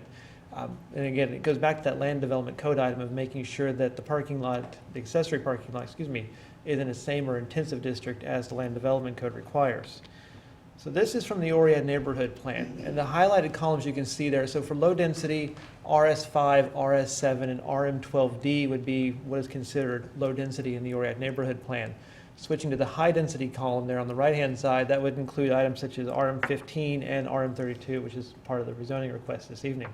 So that's kind of the differential ranges that you see between a low density residential and a high density residential in the Oriad Neighborhood Plans table. The difference in this from a normal amendment that you typically would see would be the plan narrative that the Planning Commission agreed with staff that would be included into the document. What it comes back to is it does give it a high density designation for the HERE Kansas and for endowment's use of the parking lot, but then goes on to say it shall comply with the intensity, design, and uses associated with a low density residential district. So what it does is it gives the designation for the use of the parking lot, but then curtails it back to if there is a future development, it would comply with the low density residential as was previously mapped. So the items before the Planning Commission, just so you understand their whole scope and scale of the item, was to approve the comprehensive plan amendment with the change in the map and the plan narrative that I just described. They could have also approved the rezoning, but not the comprehensive plan amendment. That would have maintained the low density residential on the map, but given support for the rezoning to be to the RM32 level. The other option they did have available to them was to deny the request. Middle option, it would remain RM12D. No, what it would have done was the zoning would have gone up to RM32 PD, but the designation in the plan would have been a low density, which would have caused a misalignment between the zoning and the comprehensive plan as adopted. So then the ORIAD plan would not be amended It would not be amended, and there in the would be, middle option. right, it would not be amended, and there would be a conflict between the plan and the land development code at that time. When was the last time we approved something that we did not do a comprehensive plan amendment? Can't think of a time. Yeah. I can't think of a time. Our first option was sort of the option that provided the plan support for the here parking lot, but also support for any building development back to low density. So it's really got almost like a dual designation. When you look at the narrative, the words of the plan narrative, it's a dual designation. That last sentence there, future building development shall comply with the intensity design and uses associated with low density residential. That would actually become part of the neighborhood plan document itself. So Planning Commission and staff both recommend the approval of the requested amendment with the narrative language that the parking shall only serve for the KU Inherit Kansas project. And to give you some action items related to the comprehensive plan amendment, would take 3 votes for the approval of the amendment. It would also take 3 votes to return to Planning Commission, and it would take 4 votes to deny the application as this evening. And with that, I will turn it back to Sandy. We'd be happy to answer any questions you have at the end if you'd like. In our meeting yesterday, we had discussed an option, was that middle option that we discussed? Yeah, where I think the issue confronting us in the Planning Commission was if there was support for the project, how to convey the message of the Oriad neighborhood plan for future development if the parking lot were to be redeveloped. Not necessarily for the parking lot, but in the future, changing that west side to either high density or maintain it as low density would convey a certain message on its future use. So if we did the middle option, it doesn't have to go back to the Planning Commission? Well, if we did the middle option, it would be, it doesn't technically as a plan amendment have to, unlike a rezoning where if you do something contrary to the Planning Commission, you have to send it back. But, that's been our practice in the past. Because that's not what I was remembering we were talking about yesterday. So I just want to make sure we're still talking about the option that we were talking about yesterday. So- Because yesterday we thought we had to send it back to planning. Well, I think if you, by practice, I think that depending on what the commission's direction is, you don't necessarily have to send back the comp plan amendment back to planning. You would have to send a rezoning change back to planning. And that's just in accordance with state law. And if I may, the point about why you haven't seen misalignment between the plan and a rezoning effort is because we have a local code standard that says that any project has to align with our comprehensive plan. And in this case, the comprehensive plan is carried out through the Oriad neighborhood plan.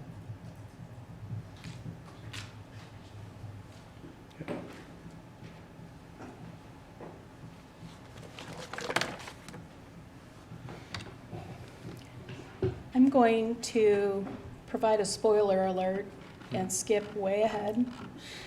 And to build on what we were talking about with that particular language, there is a recommendation in the development plan that limits the use to an accessory parking lot. That would be a note on the plan so that any other use that had to come forward would have to go back through this process. It would need rezoning, it would need a new plan. So that's how we link all of that back together again. So that would apply to the entire property since it's all being lumped together. Mhm. Yeah. And it would go back with a plan amendment change that says that it would be considered only as low intensity at that point, right? well, with that narrative in the Right, plan, right. that would be there. Okay. We rely as much on the text of our plans as we do the maps. Yeah, that's right. Yeah, that's the part that I don't really want to amend the Oriad neighborhood plan.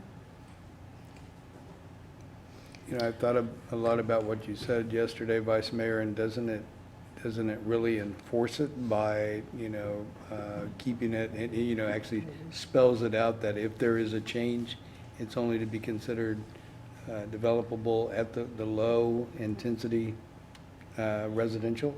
I guess the question would be is what would have the higher priority if there was a new commission 5 years down the road? I think that language Would is they always have going to to have. comply with that? Or would they have to comply with low density designation, which would have heavier authority? The For a written future word, the written commission. word, Well, I would think. I can't speak for a future commission, but we would certainly view it, interpret it the way it reads, which is, as a parking lot, it has plan support, really to get at an issue we have with our code that says you have to have equivalent zoning to meet the parking demand that you're serving. And then if that parking lot ever changed for whatever reason, and somebody wanted to develop that site with a building, something other than parking, it would have a low-density designation. I guess I would have to wait to hear what the neighborhood thinks of that. Because my understanding is different from what we discussed yesterday. Okay. Is it- I'm sorry. Oh, no, that's okay. How does this line up with the new ORIA design guidelines, or does that matter? Well, it does not exactly. Okay. There are definitely some elements that it does not align with. The function of a parking lot, for instance, I believe one of the recommendations in the ORIA design guideline is to limit driveway cuts. The function of a parking lot needs to have that vehicular access. So that's a piece of it that would not align. It's a parking lot. It is not a structure. So I think there is a greater flexibility there. I'm going to finish Okay. the Sorry, presentation go ahead. unless you have more questions. No, go ahead. Okay. So this project covers a number of improvements and changes on site as well as off-site improvements. A significant feature of this project is the realignment of Fambreau. And there are a number of benefits that realignment will bring to the community and to the neighborhood. We've talked about what the existing zoning is and the existing land use. We have university property immediately to the south. We have residential properties, a mix of land uses and a mix of densities to the north of these three parcels that are the subject. We have proximity to the HERE project and then also proximity to the Varsity House, just as a reference. As we've talked about, this project is located in the Oriad neighborhood. There we go. It also has proximity to the university. Skip ahead a little bit. Within the Oriad neighborhood plan, there is a map of existing land uses, and one of the land uses we do find in the neighborhood are surface parking lots. So it's not an unusual use to find in the neighborhood. These surface parking lots vary in size from anywhere from 10 spaces to upwards of about 48 spaces. Exactly how many spaces can be parked on the existing KU endowment property, I could only begin to guess because it's not a city standard parking lot today. The parking lot at least dates back to 1937. It may have been there longer than that. The two existing residential structures date to 1910 and 1930. If the ORIA design guidelines were in place and fully adopted, then the demolition of those structures would be subject to historic resources review. There is an established development design in this particular area, and this project will have a change there. And I'm not sure what happened to my other half of the graphic, but there is an existing through alley between 10th and Fambreau Street today. This project, if you can imagine that plan there, what it does is it still retains that connection up to 10th Street, but instead of exiting at Fambreau, it will have that driveway connection as a through, as an access drive, and I'll show you that to you in just a moment. So some of the benefits, the endowment gets an improved parking lot for their use. We have extensive connections of public sidewalks and multi-use paths as the project moves forward. And then this is debatable, but what we also get from approval of this project would be the activation of those remaining units that are currently vacant in the HERE project but are built. There is an adopted neighborhood plan, as we've talked about, and that CPA and the rezoning and the development plan are really trying to bring alignment to all of those different pieces. Staff's recommendation was for approval of the rezoning. The Planning Commission also forwarded to you, though not unanimous, it was a recommendation for approval, a vote to 9-1. You have the same action options that you have for the CPA to approve it with additional conditions. You could return it to the Planning Commission or you could deny it. We provided just a brief discussion both in the staff report and this presentation about what an accessory parking lot is. There are a number of different design standards that are associated with accessory parking lots that are set out by code, that they shall be located within 600 feet from the entrance to the building, that they have that same or more intensive zoning. They're prohibited in the RS districts, so these are all parts of that code piece that we really had to try and work through.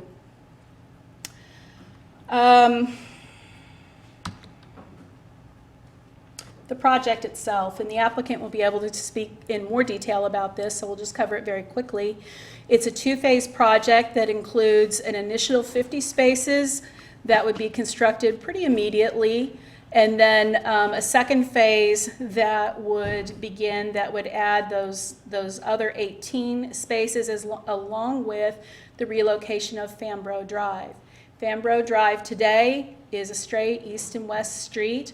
By dropping that alignment and bringing it to align with the current intersection at 11th Street, there's a new parcel that gets created, and because of the way property is divided when you vacate right-of-way, one half of that right-of-way goes to each adjacent property owner. North half goes to KU Endowment, south half of that right-of-way goes to KU. Other off-site improvements include a revised driveway access into that Memorial Stadium parking lot. This project included a number of studies that were required to be submitted concurrently with the application. Those included the downstream sanitary study, the storm sewer study or the drainage study, and then also a traffic study. All three of those studies were reviewed by city staff. They have been accepted. For the downstream sanitary sewer, there's no new fixtures being added. There are actually fixtures being removed. There are some public improvements that are planned for existing city infrastructure that will need to be coordinated with this project. For the stormwater, this particular project does happen to be exempt from detention requirements. There should be some improvement to properties with the realignment of Fambro Drive and some realignment of existing storm sewers. Public improvement plans will be required for those improvements. And then the traffic study that was provided and reviewed by city staff, it was accepted. There will be public improvement plans that are required.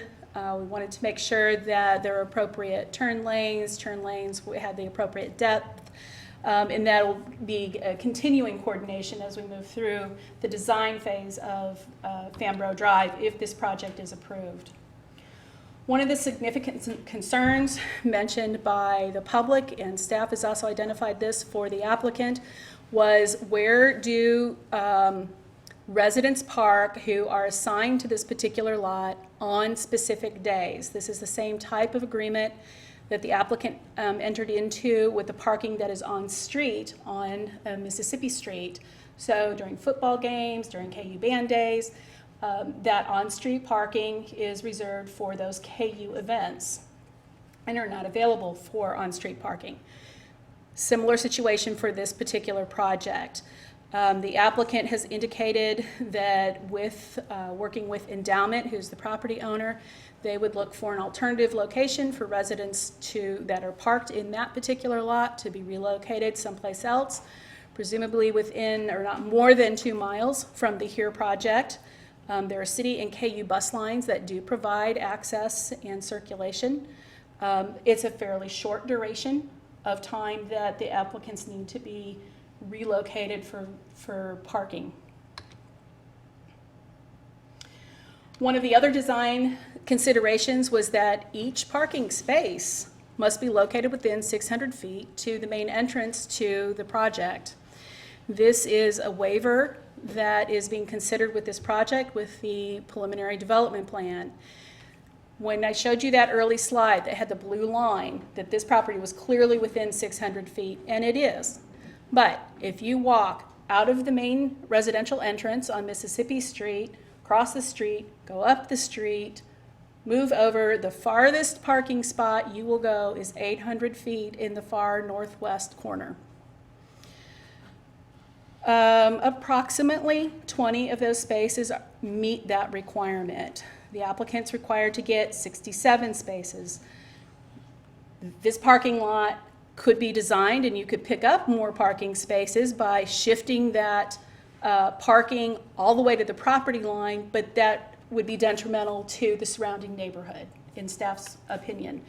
We did recommend through early design review of the project that whatever parking lot design got proposed, that it be city compliant. It meets setback requirements, it meets screening requirements, it meet lot stall width and depth, because individuals will be circulating through this parking lot. This is not designed for valet. The other design criteria that we had to work with was to make sure that the alley access stayed open. At the north end of the site is where the alley access connects. This is a two-way cross-access easement that goes between the two streets, and this allows for public vehicles, trash service, fire emergency delivery, other types of public access, as well as the residents that live in those structures that have access to the alley. They can go both north and south on that alley. Vehicles can make the turn. Our city vehicles can make those turning movements. It's just another graphic that shows really how what that travel pattern is. Jeff has a special program that he was able to put into GIS and have the system plot out what the shortest route was and what those distances were to various parking spaces. Some other design standards that we talked with the applicant about resulted in some recommendations for some screening walls. This comes back to some of the ORIA design guideline recommendation. We have a very distinct pattern along those public streets, and we're recommending that that pattern be maintained. We have structure, we have green space, we have sidewalk, and then we have that other green space, street tree, lawn that would be recommended. Instead of having structure, however, we are recommending that there be a screening wall.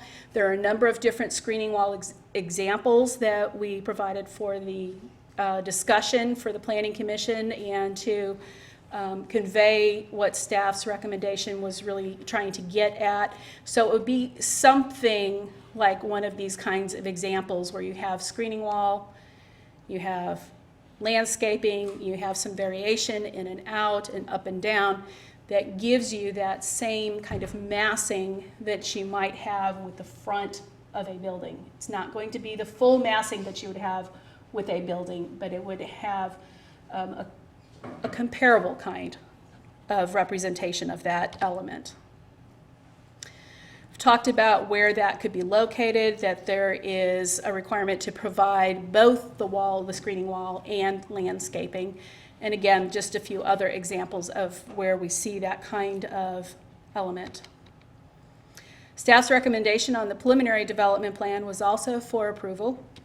We had a number of conditions that went with that. The spoiler alert that I gave you was that this use is restricted to a parking lot.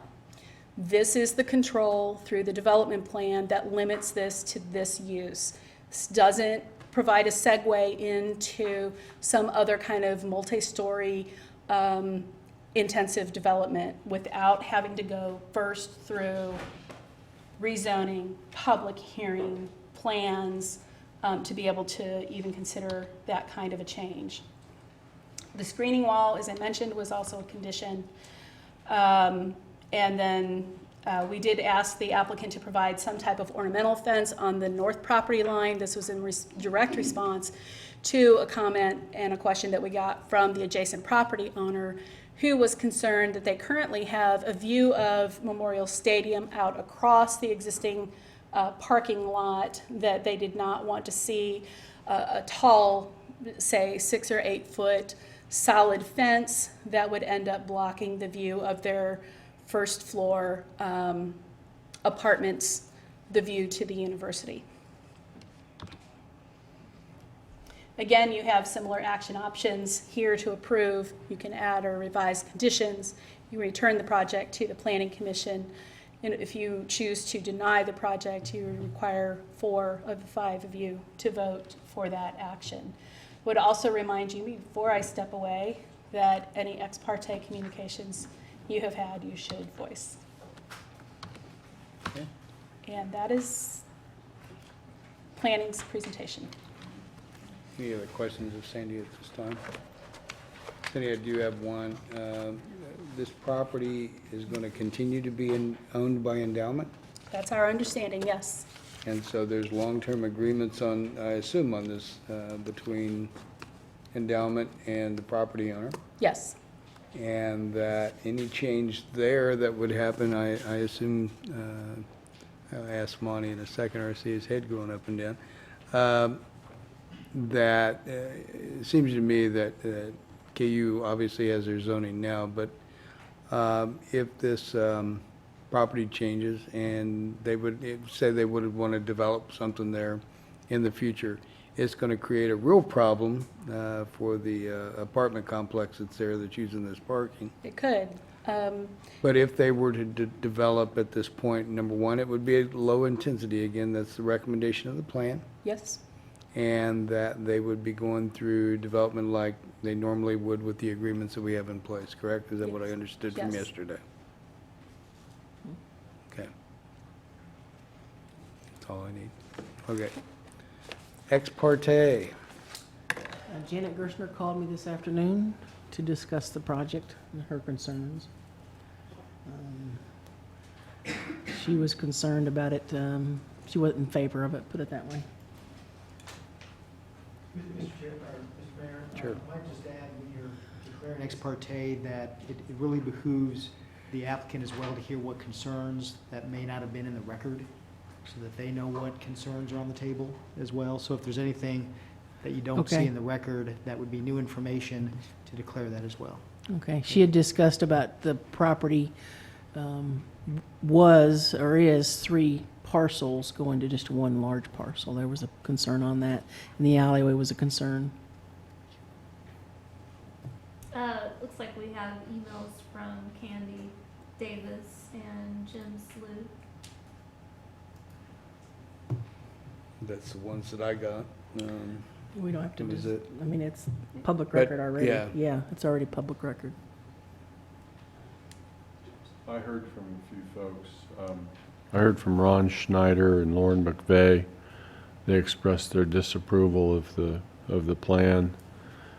I think each one of them suggested that the parking just be done inside the commercial space that's currently planned for commercial in the here building.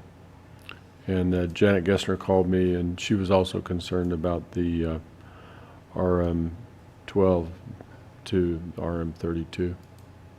And she didn't mention the restriction that Sandy talked about, so I'm not sure, we didn't talk about that. All mine are on the public record. Okay. Okay. So, any other questions of staff right now? Okay. Applicants here? Good evening, Commissioners. My name is Brian Sturm, and I'm happy to be before you tonight. I'm a landscape architect with Land Plan Engineering here in town, and I'm here tonight to speak on behalf of the applicants and property owners in this project, which are essentially KU Endowment Association and the Here at Kansas Development Team. As staff has mentioned, this application comes to you tonight with recommendations for approval by your professional planning staff and the planning commissioners. We agree with their recommendations. I'm here to highlight really a couple aspects of this project and try to answer a few questions that have been raised by the public that are in the public record. This commission is certainly abundantly familiar with this project. Staff's done a great job of going through a lot of the details. And, you know, just to reiterate where we were when we last met in April, a final development plan for this project was approved, and it left the project short on parking by, I believe, the number 67 spaces. And your overriding message to us that night, by us I mean the development team, was to solve this problem. And so, you know, I'm really excited to be able to bring before you tonight that solution. And what I want to stress in this solution is, you know, the tremendous benefits that it brings to the community at large, and also highlight the process that we've followed to craft this solution. You know, as soon as the project learned last fall of the bankruptcy of the subcontractor that was to provide the robotic parking system originally planned for this project, we began to look for you know, for solutions, for ways to create off-site parking, and we considered several.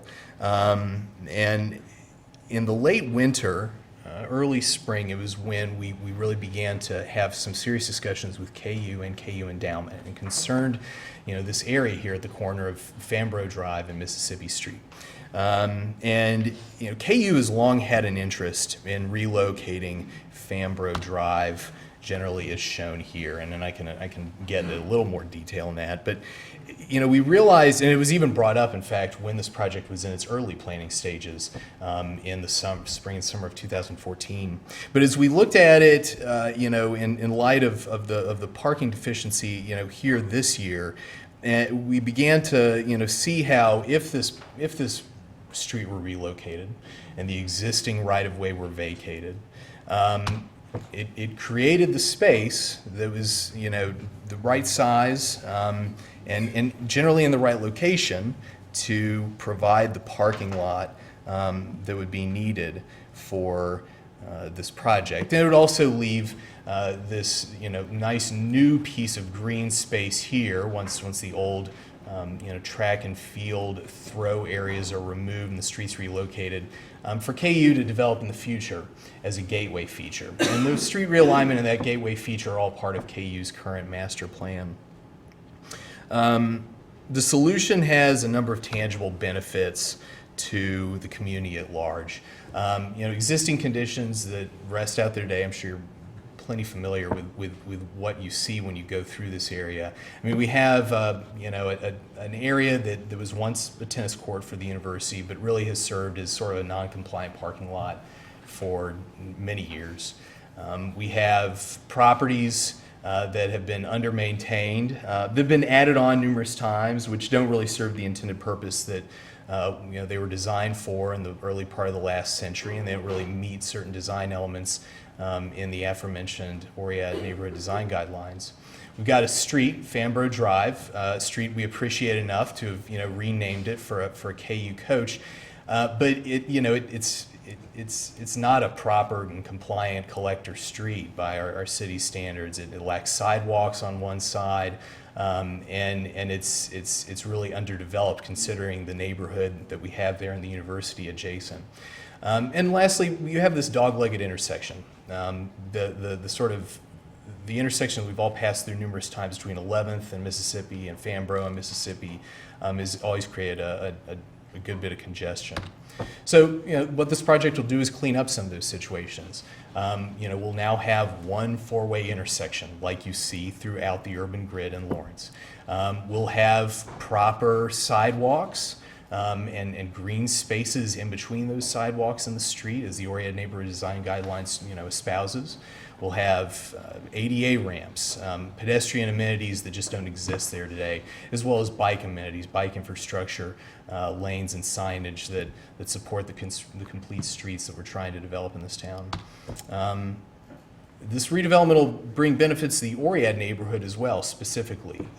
We'll be able to bring this lower half of that block more into conformance with what the rest of the neighborhood, is really all about, where you have this division between development, the public sidewalk, green space and street trees between that sidewalk and the street, proper and ornamental landscaping, between the public area and this parking lot, and also screening walls, as planning staff has discussed, that'll take their character and their form from other examples found in the neighborhood. This project obviously provides benefit to the university. It completes a infrastructure project that they've envisioned for over 40 years. It's not so clear, you'd have to zoom in, but this is a campus plan from the 1972 master plan. It shows that street being redirected and making a four-way intersection. They were looking at this again in 1987 when that plan was revised. And it shows up in the most recent and current plan as well, the 2014 to 2024 campus master plan. So it's something that KU has sought for, and they have a willing partner in the HERE Development Group to construct that, and it'll be constructed at their expense. No one's asking for any public financing on this or cost sharing. It obviously brings benefit to the HERE project as well. It satisfies their parking requirement. It would allow the building to grant permanent occupancy to all uses, commercial and the residential that's already has a temporary occupancy permit, as well as those last 70 or so apartments that have had their permits withheld. I do want to say that now that we're almost a couple months into this project being open and up and running, we do have data on the parking usage in that garage, in that Valley garage. So currently, I'll highlight this here, there are 487 bedrooms in the HERE Kansas project that have been leased. 343 parking spaces in the garage have been leased. So we're seeing a usage rate in that parking garage of around 71%. So, if that parking usage rate persists upon final build out, we could see all 624 bedrooms in this project leased and only 444 parking spaces in that garage being leased, a garage that has 510 spaces. So it's possible that ultimately we could have a garage that still has 25 to 30% of its spaces left unused. And I bring that data up not to say that this parking lot is unneeded. Certainly the HERE Kansas project wants to meet code and wants to get this project built under code. But it's important to understand how this sort of specific use, how this HERE Kansas project is going to develop and act and interact with the neighborhood over time. I do want to spend a bit of time talking about game day parking. This is certainly a valid concern of the city, the neighborhood, the community. The HERE Kansas project certainly didn't invent or create the parking problems that exist in the Oriad neighborhood that are experienced by Oriad residents. But what the HERE Kansas project is trying to do is craft a solution which keeps it from contributing to those problems. This parking lot will be owned by KU Endowment. KU Endowment can't simply lease this parking lot 365 days a year completely to some private property development group. Here, KU Endowment's in the business of serving the university, and they will continue to do that. In this case, that means providing game day parking in that lot. And it's something that they essentially do already on half of this property. And so what we are left with are roughly 9 to 10 days when you include games, commencement, other special events where the residents that have their cars in this lot have to move them. So where will those residents park? There's been a lease agreement that has been drafted and would be signed between here and Endowment. It would be a 50-year agreement, just like the principal 50-year lease agreement for the parking lot. The special agreement would deal specifically with those days. And what it stipulates is that residents will have one or two or three options on those days. The first option will be to be able to park inside the here Kansas garage. Given the amount of space that could be available, that's a very likely solution, and it's certainly the first one that will be considered. A second option would be for those cars to be relocated in a parking lot that is owned and controlled by KU. A third option would be for those cars to be relocated on property or a parking lot that's controlled by KU Endowment. And if either the above options B or C end up being used on any given day, and they are more than 5 blocks from either the here residence or a city or KU bus stop, the lease agreement stipulates that those residents will be provided free transit when they take their car and they want to get back to their apartment. So this is how that agreement's worked. I want to reject the statements that have been made that say this project's not providing parking on those game days. It is, and it's worked very hard with its partners of KU and KU Endowment to find a way to give these residents a very suitable and viable option for those 9 to 10 days out of the year. I want to touch just briefly on the planning process. Staff has done a great job of really walking you through everything that is before you tonight in terms of an item you must vote on. In a nutshell, the process to me is really, it's just involved a lot of discussion, a lot of talking, a lot of cooperation, and it's extended beyond the various departments here in City Hall that always review these applications. It's included KU, KU Endowment Association. We held a meeting with Oriad residents back in August at the Carnegie Building. I know that Commissioner Larson was present for that, as well as Commissioner Carpenter with the Planning Commission and several folks who are in the audience tonight. It's been a very well vetted plan, and it needs to be.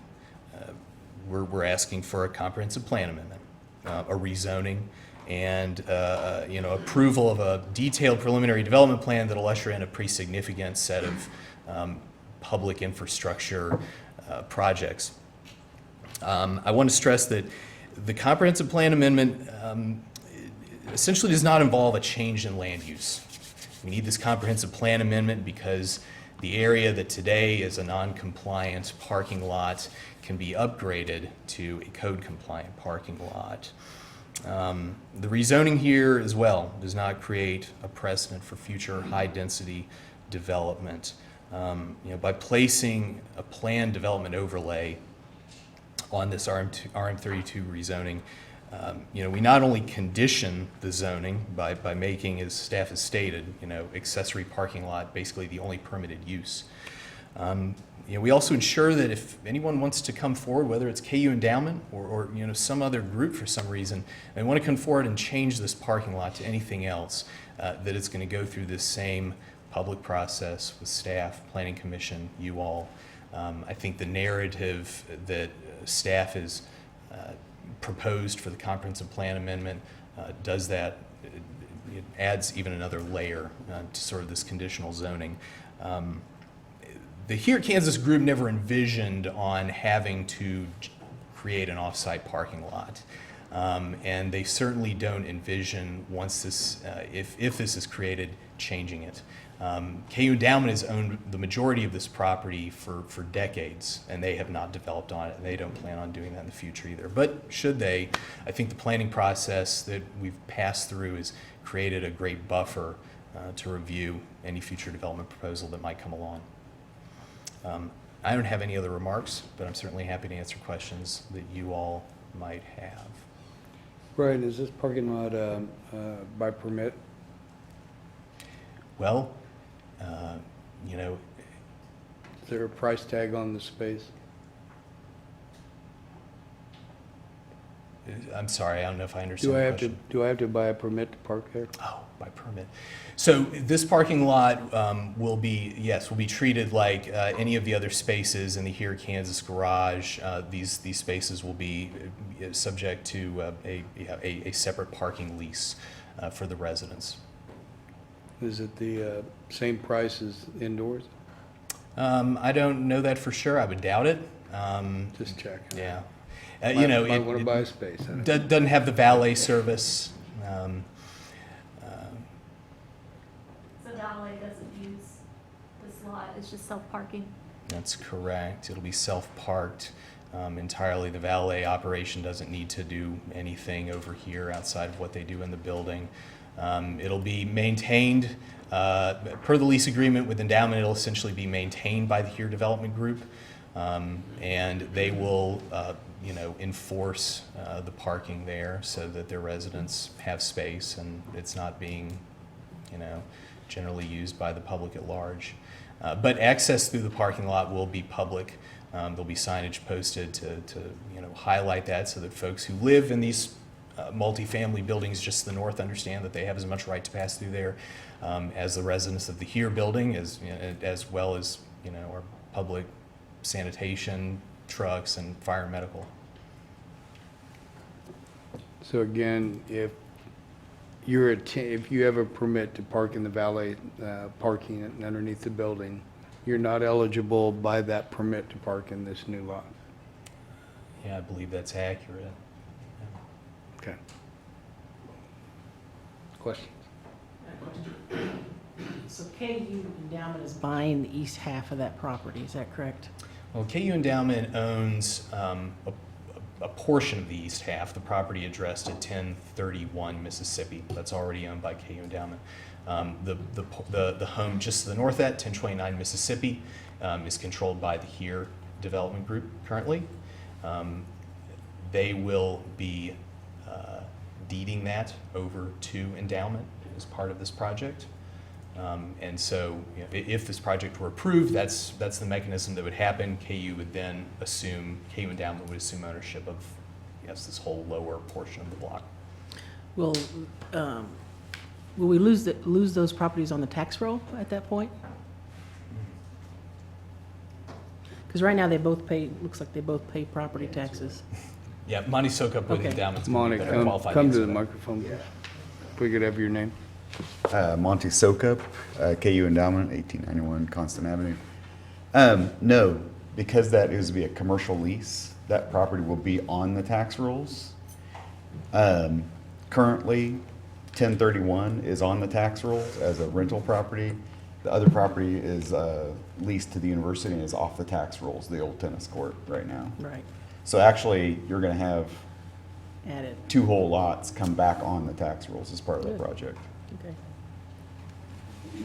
Thanks, Monty.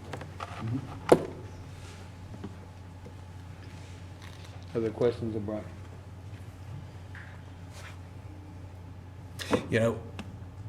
I'm sorry, if I may, I did want to address a few questions that have been raised in the public record. If you want me to do that, if there's time for that, I'm happy to do it. I know that there was some correspondence that came in from Kyle Thompson with the Oriad Neighborhood Residents Association. I know Mr. Thompson was at the Planning Commission meeting and at our neighborhood meeting. Here's some of the questions, and I'll just try to clarify. This is ground level parking only. There's no plan for any sort of deck here, either by the Here Group or Endowment in the future. It's very important to KU that they preserve sort of the view shed to the stadium and to the university, and everything that goes up towards Campanile Hill. yeah, you know, if any changes, you know, significant changes are made to this lot because it's being done through a preliminary development plan and a final development plan, those changes would potentially have to come back to the Planning Commission and City Commission. Let's see what else. Ownership will be under KU endowment. The question was asked if ownership of here changes, would KU endowment continue to lease the property? The lease agreement has a term that's 50 years. If the here at Kansas ownership changes, whoever owns that building will need this parking. It's part of their code required amount. And so I would suspect that if the here at Kansas ownership changes, this lease will be part of that change. There were questions about landscaping. There is landscaping included in the preliminary development plan. A wall on the Mississippi Street frontage and Illinois Street frontage will be added to that. It might jostle around some of that landscaping. We'll probably sprinkle some on the wall side as well as on the parking side. But there will be a low wall added to the plan. There's a question of whether or not this new T alleyway would accommodate traffic flow through the alley. So I briefly addressed that, and the answer is absolutely yes. We've actually taken the time to do modeling to ensure that fire trucks and the city's trash trucks can get through this space. Certainly the typical vehicle used by residents will be able to do so as well.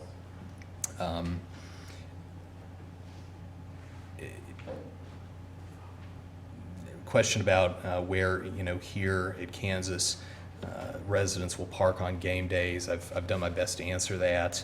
There's a concern that, these folks will move out of this parking lot and take up nearly 3 blocks of street in the Oread neighborhood on those days.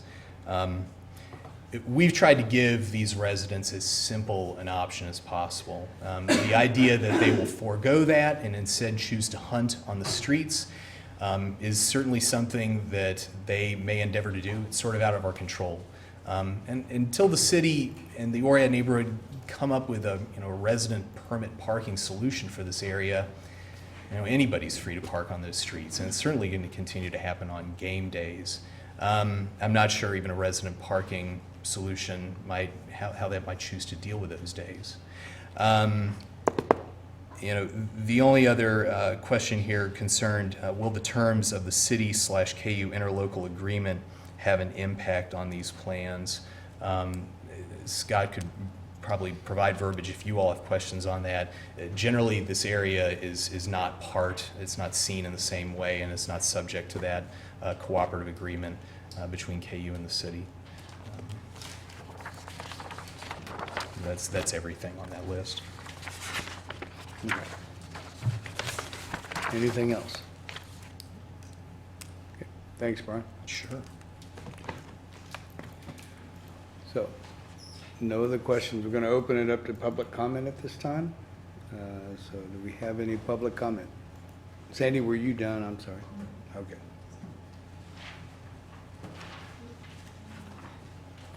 And again, I would appreciate if we could hold our comments to about 4 or 5 minutes, okay? Okey doke. Candace Davis. I live in the Oread neighborhood. I have for 18 years, and this is just all pretty demoralizing to us. Our intention with the neighborhood plan was about stabilizing the neighborhood, making it more livable. There's an emphasis on historic preservation in the neighborhood, and eliminating blight. So I guess this is disappointing, and it's really not so much the project. I would, in fact, I guess fault the city for having not followed their codes accordingly when this was done, and the neighborhood was not watching this. So I guess, my concern would be that, we're being, we're part of the resolution of this problem by further violating the neighborhood in a sense. You'll destroy 2 historic houses that have been an anchor on that corner. You know, I think all of us are exhausted and pretty much just disappointed.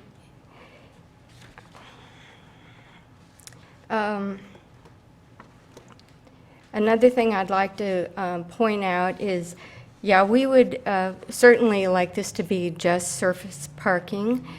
We would like to keep the lower density.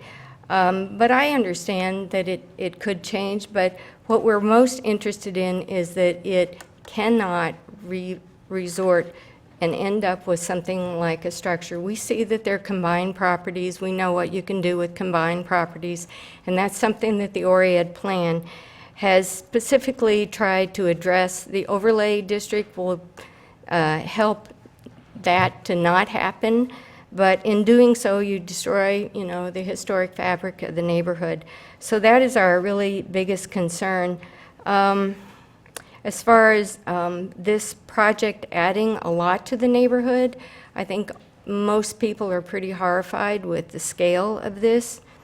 Some of it looks nice, but I would say all of us, and I sent out the film that was the promotional film by the HERE project, which looked like Girls Gone Wild. It was disgusting. It makes me lose faith in their intentions. The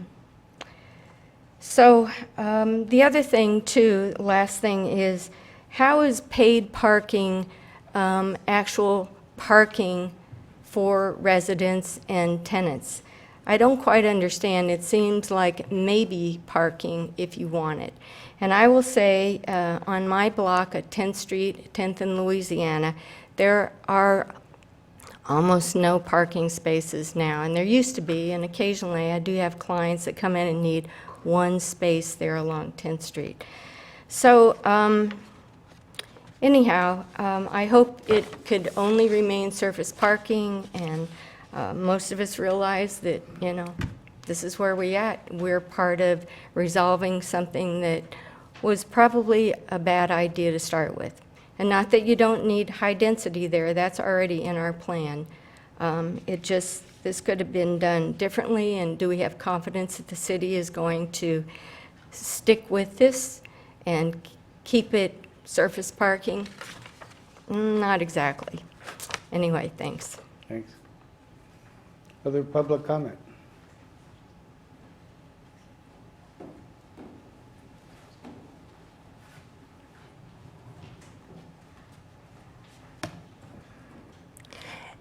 Marcy Francisco. I live now at 1101 Ohio.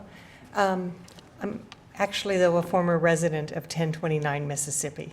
That was back in 1976. So I certainly know this part of the neighborhood.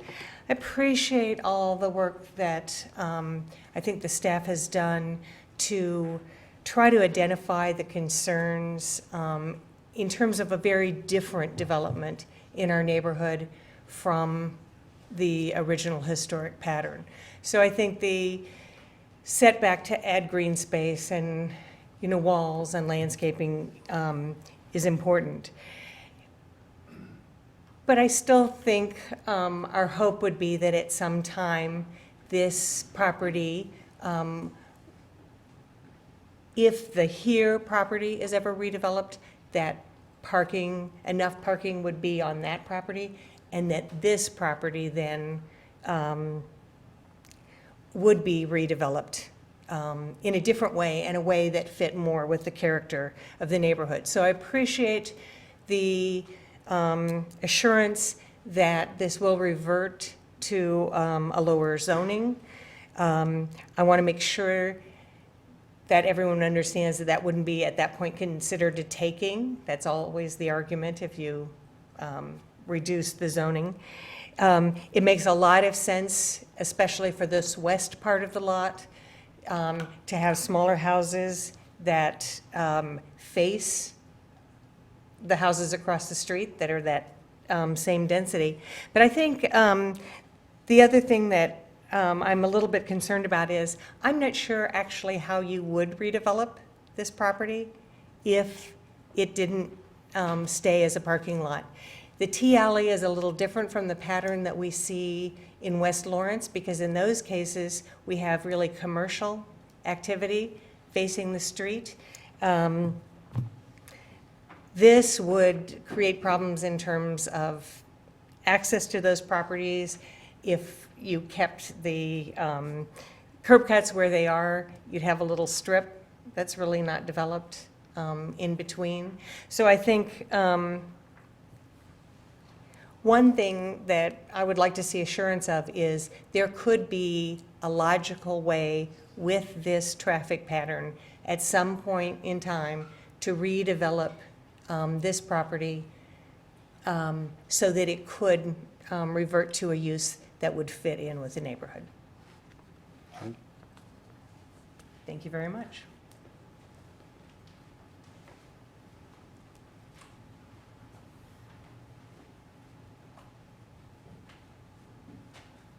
Hi there, my name's Kyle Thompson. I'm the chair of the Oriad Residents Association. And I just wanted to comment a little bit about the parking. That we seem to have had quite a bit of overflow from GSP and Corbin when they refilled up the last couple of years. And like 10th Street where Candia lives, there didn't used to be cars on it at all. And now it's just packed. And we can barely get out of our alley. And here, as I understand it from the head of KU Parking, charges $90 a month for parking in the valet parking. And, you know, if I was a student and had to pay $90 and I could park on the street 2 blocks away, I'd probably park 2 blocks away and not pay the $90. So I think the 71% figure that's thrown around may or may not be true. And they still don't have the retail in, so, and there's a lot of cars parked on our streets at this point. So I'm just wondering how all that's going to work over the period of time. Thanks. Thank you. Any other public comment? Yes, sir. Frank Jansen, 33, New Hampshire. I think Kyle just mentioned $90. I had called here some months ago. They had $50 a month to park in their valet parking. I'd be curious to know whether or not the here people could let us know or could have the information about how many people who live there actually pay $50 a month for parking, or are they either car-free or parked somewhere else. What's going on here with this parking here at Mississippi Street is you're going to have obviously more increased pedestrian traffic, which is going to be something to deal with. What I want to mention is right here on Mississippi Street, right across on the west side of Mississippi Street, next to the here apartment block, disappeared.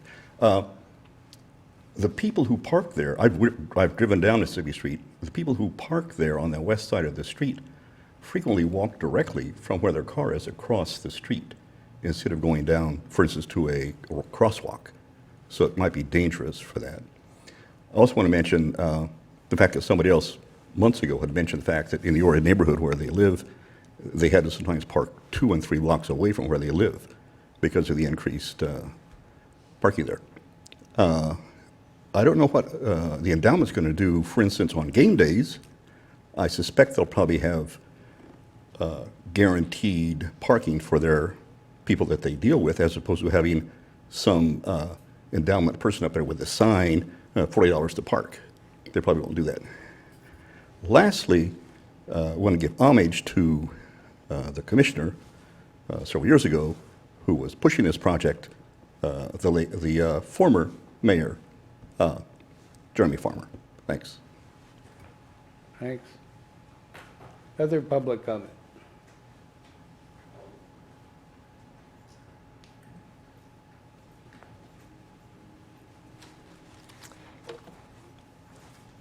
Good evening. My name's Janet Gessner. For a decade, I lived 2 blocks from the HERE project, and so have had a continued interest in this, as used to be very familiar with the area.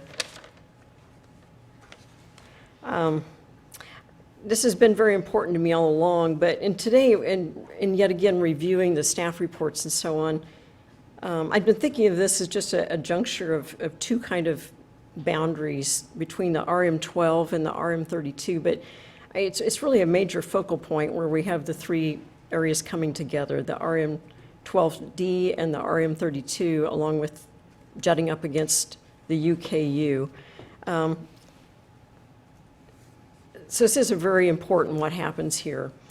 And I would like to suggest, I came in late, so there's probably may have been discussion about this, but I do understand that it's apparently recommended in the code that when we have off-site parking, that it match the density of the zoning of the primary location. And I can see that there, in a lot of instances, that probably makes a lot of sense. But I see in this situation, it could warrant reconsidering that.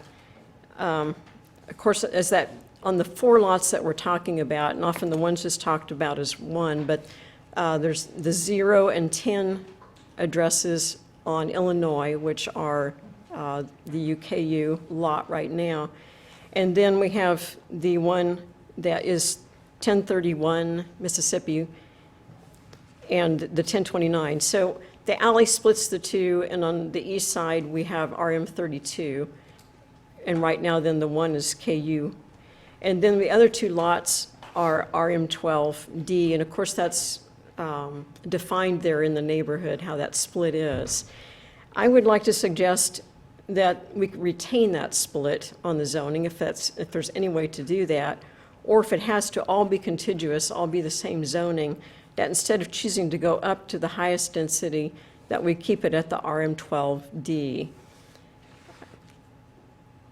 It seems like this makes it clear what the intent is here in the neighborhood, and it retains the patterns of development, and it's cohesive with the neighborhood plan, as well as the ORIA design guidelines and the overlays that are coming in a couple or 3 weeks. If I understand correctly, having the PD after these does help define for us that it will has to go through a process later if anything changes. But it seems like this would be extra insurance that we're all on the right mindset of what's really appropriate to go back here, and that the Illinois Street, as was said earlier by Marcy, you really do want the small residential facing the small residential. And on Mississippi, it makes sense to retain the RM32. There, we have similar facing each other. We already have the zoning on the east side of Mississippi that way. I suspect that this has been discussed and it may not be possible, but I know that the 5 or 6 years of work that's gone into the design guidelines, that will be coming to fruition here in 2 or 3, 4 weeks in November, that will be up before you again for approval. And I wonder if there's any benefit in waiting to approve this project until that is approved first. And I don't know the answer to that, but I just didn't know if that would be the proper order here, so we're not grandfathering anything in ahead of that. And lastly,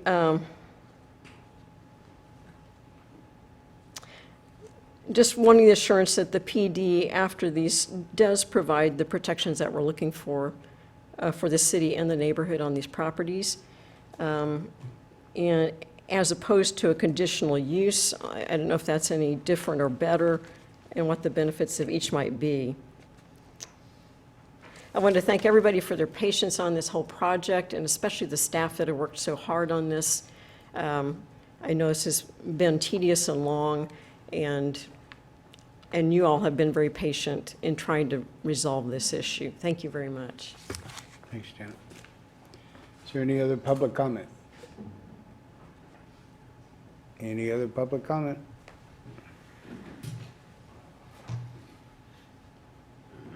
Okay. Is there any other public comment? Okay, we're back to the commission. Please, yeah. When Marcy Francisco said there could be in the future a taking, what does that mean? Well, as I understood the comments, that somehow if the city would rezone it downzone it back to RM12D. Was that the, so it wouldn't quite work that way. That's not what this would do, is an automatic. If the parking lot leaves, the zoning of RM32 would remain. What her statement was about is if the city, the governing body has authority to downzone and rezone property. That's clear in the law. So what her comment was that oftentimes a property owner will claim a taking, or at least in a court of public opinion, that the city is taking property by downzoning it. But that's not what would occur here in this situation. If it's rezoned by an applicant's request, we wouldn't typically rezone it later without an applicant making a request for such. And even if we did, it wouldn't be a taking, because we have that authority to rezone property. I want to make sure that we've addressed Marcy's concern. Did that address your concern? If that's all right. I'm trying to understand what the zoning would be, what would happen to this property if it's no longer used as this parking lot. Does the zoning revert to the lower zoning, or does it stay as RM32? And I know that the staff has worked to provide protections for development. Mayor, if I may, I might speak a little bit more globally and address that. All of the zoning and comp plan issues associated with this are driven by the code and not the applicant. I want to clarify that. They didn't come here seeking to rezone and comp plan amendment and all of that. What we did is there were several properties that we actually looked at together when the direction of the commission that was taken by most was to go ahead and pursue additional parking to bring the full project on board.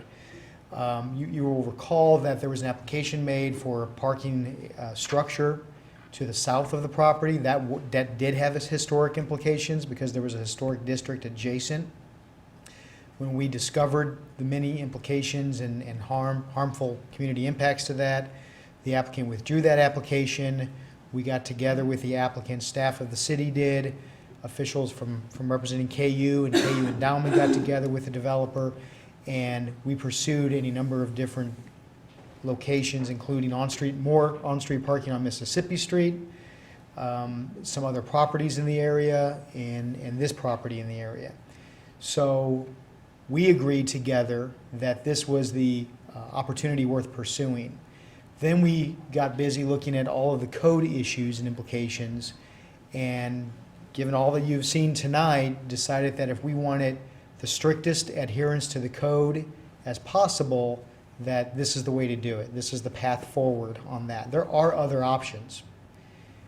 If you go against our conventional practices and our conventional, or how we interpret our code and how we practice our code, we could do it any number of ways, including keep the zoning RM12D on the west and RM32 on the east, and keep the plan the way it is today. I think that's a possibility. I'd like to, if that's the direction of the commission, I'd like to pursue that a little bit more with legal counsel and our code to at least advise you of what standards we would be waiving, taking that path forward. But there are some different paths forward on this, but it's all driven by trying to get the strictest adherence to the code alignment as possible. So in answer to Janet's. And then on top of that, and then that led us to the protections to say, okay, we understand that to do this, because the parking lot, frankly, is allowed in both the RM12D and the RM32, in both the low density and the high density. Right. It was that one standard in our Article 9 code that says that you have to have equivalent zoning. And equivalent zoning in this case is RM32 to the MU district, because it's both 32 units per acre. That was the glitch, if you will, to how we got here. And then that begets other impacts that we're all talking about tonight, which were never intended, they were unintended consequences of this. Sure. So in answer to Janet's question, if they could keep the split in the zoning, then the answer is that is a possible option. It's unconventional. It's not how we typically would recommend a project, but I think it may be workable with a little more research. But by doing that, what does it do to our code and our comprehensive plan? Well, it would mean that we would have to waive a certain that standard of the code that says that you have to have equivalent zoning. Now, and you may weigh the cost benefit of that and say, well, okay, but the benefit of having a comp plan convey a message of low density in the future might outweigh that waiver. Scott, the one thing that you've taught me since I've been here and you've been here is the importance of making sure that our plan remains reliable and, you know, one that we can count on. And by deviating from that plan, I just won't have a part of that. Right. So in that vein, we're aligning the plan with the proposal, but we're also putting in our protections of one use, requires a rezone to change it out of that use. First of all, it's kind of a what if. That's a pretty low prospect in our opinion because it's a requirement of the, I mean, they're going to sink a lot of money into realigning Fambro Drive to abandon this in a few years, right? So it's a pretty low risk that it was going to be anything but a parking lot in our opinion. And to have property just revert because the use may come in question, you know, 10 years from now, without going through a process is something that I don't think that we would ever want to do. It absolutely would go through a process, and we would never rezone or redevelop this and put the HERE project out of compliance with their parking. Right. Yeah, I understand that being, you know, a goal that we should definitely had. But one of the complaints that I hear a lot is that we amend codes based on projects, that a lot of the amendments just come from one specific project coming forward. And so that's what I'm trying to get at. I guess that would be competing value kind of thing. So I know that you're coming at it from this way, but I'm coming at it from, well, how about we not amend the entire code to suit one project? It often is the case that we are amending it project specifically. Mm-hmm. That's the usual way to amend the comp plan, is because a project, what we usually typically tell our planning commission is the comprehensive plan, the neighborhood plans are but one reasonable, feasible land use pattern. There may be others. And in this particular case, it's very unique, and we're trying to support the project, but not support any other project. And we think that's what the plan narrative does. Okay.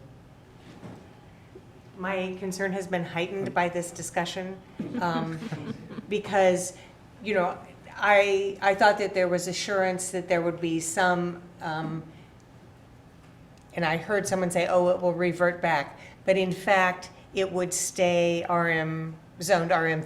Mm-hmm. That's inappropriate, I think, if you look at the overlay that we're going to be talking about. I think that the property along Illinois is a less dense development, so it'd be nice to have that overlay fit with that zoning, and not have somebody have to argue that if they make a different plan, they should also have to argue for lower zoning on part of this. So zoning has always worked best in our neighborhood if the lines where you draw that zoning are along the alley, so that like properties face each other, and then you see the change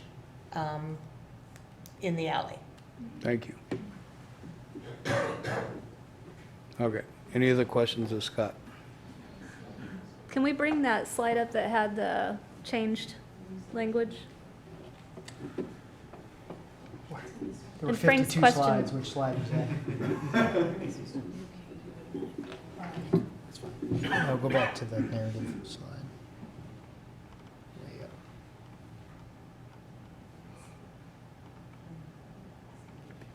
That one? Yes, this is the language recommended by the Planning Commission when they discuss these options. You have a question? I think I would have a problem if we didn't have that in there. If we didn't have that in there, I think all 5 members of this body would have a problem with that. Mm-hmm.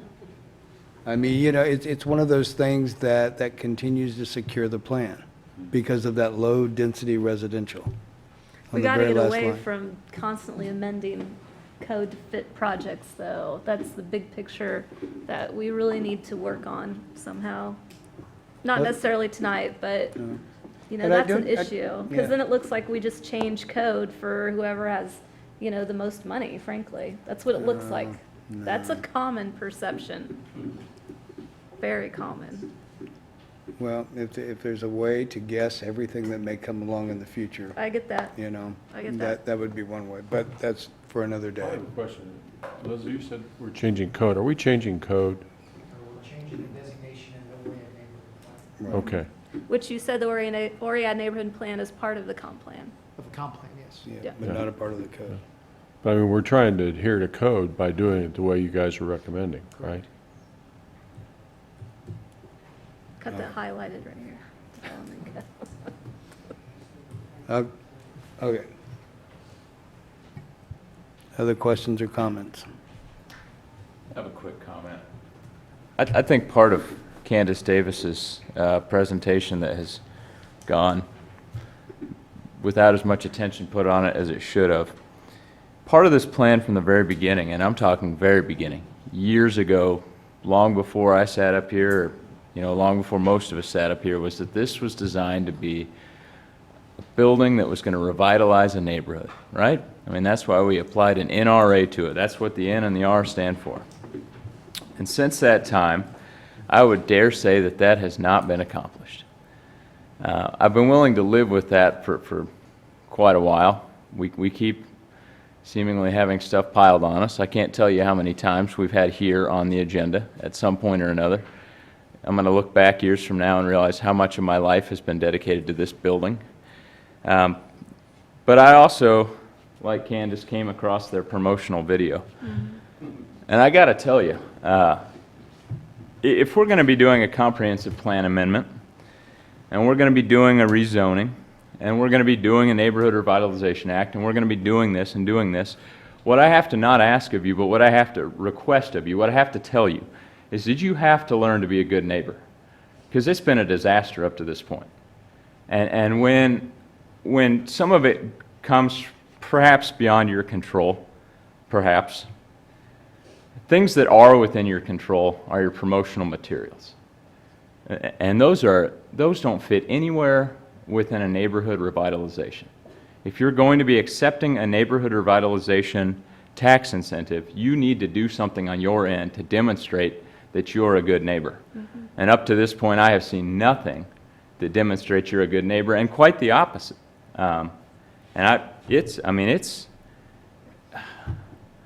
This is getting to a point, you know, where it is.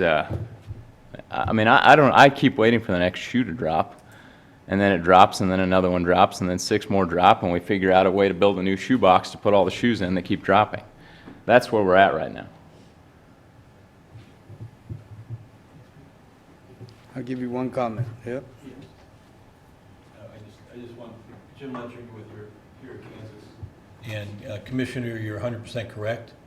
I am not as involved in the management side, but saw that video.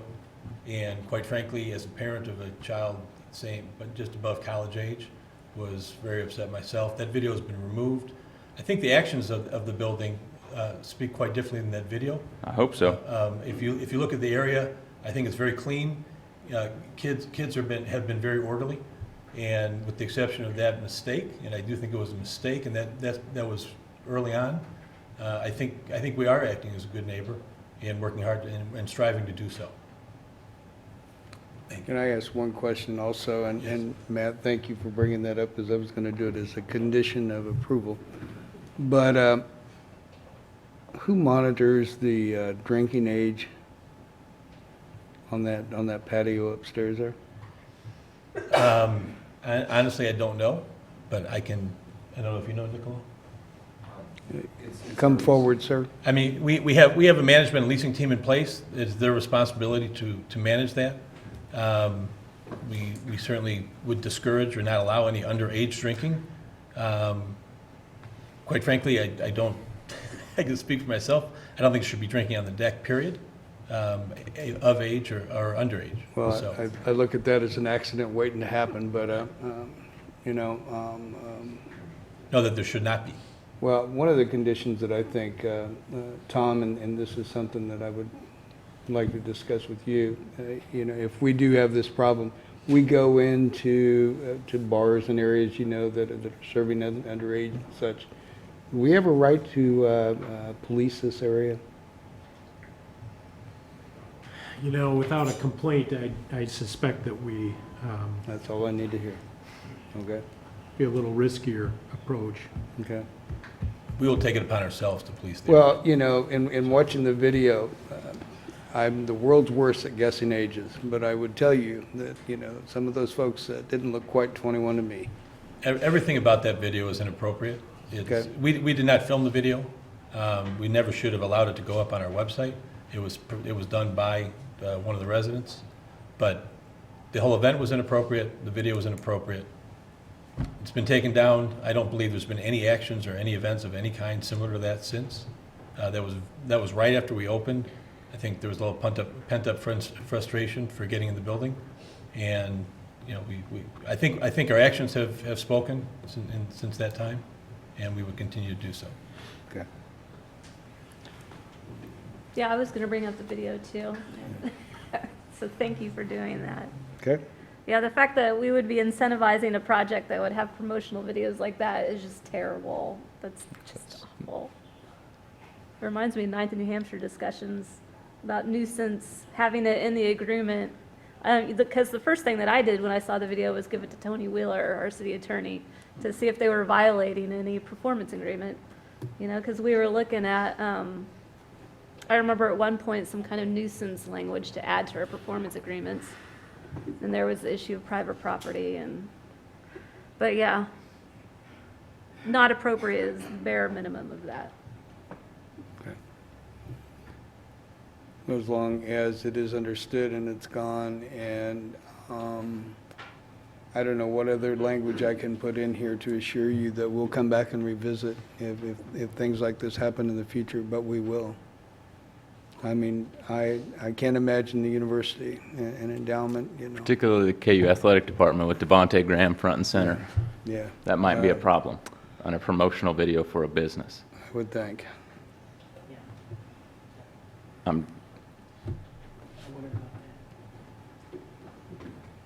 Just looking at it, yeah. Okay. Well, I think that the middle option satisfies what we were talking about yesterday. I believe it does. Not happy about it. Okay. Do you want to put that back up so we can see what it says?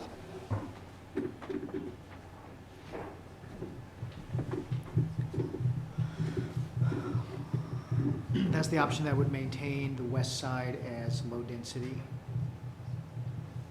So it would mean there'd be misalignment between the RM32 zoning and the low density category. So it wouldn't be in compliance with the code.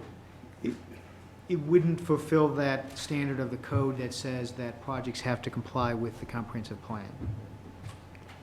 So what, by doing that, what situation do we set ourselves up in the future? Trying to defer to Randy Larkin, but he's hard to accept right now. I mean, it doesn't necessarily set a precedent. It's a project-specific action that you're taking, but it's not meeting the standards of our code that I think are pretty unique to us and demand a great deal out of the development community to comply with our code, with our comp plan. And anytime somebody questions, you know, the actions of this body by not following our comprehensive plan through the courts or whatever avenue. It diminishes. The question comes in, did we follow our plan? It erodes our ability to have more precise alignment between our plans and our zoning. You know, we rely on that plan to be able to defend ourselves. That's right. Now we're down to the least worst option. The what? The plan narrative, yeah. Least worst option. Yeah, gotta preserve the plan. I'm just telling you the importance of the plan. Yeah, right, I get that.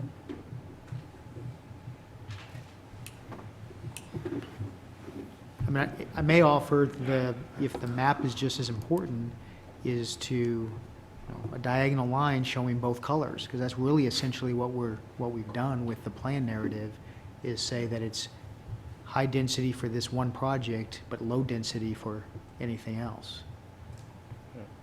That's what the narrative reflects. The map could reflect it maybe one I think degree if we higher. reflect it on the map, that'd be good. Is this conditional zoning then? Is that? No, this isn't necessarily conditional zoning. It's using the PD overlay as a tool to lock down it to one use, which is what, in part, the PD overlay helps us do sometimes.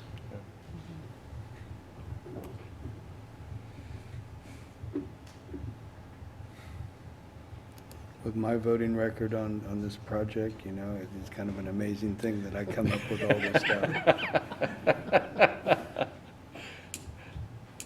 Okay. Comments? I think that the staff and planning commission have put a lot of work into this. I appreciate that.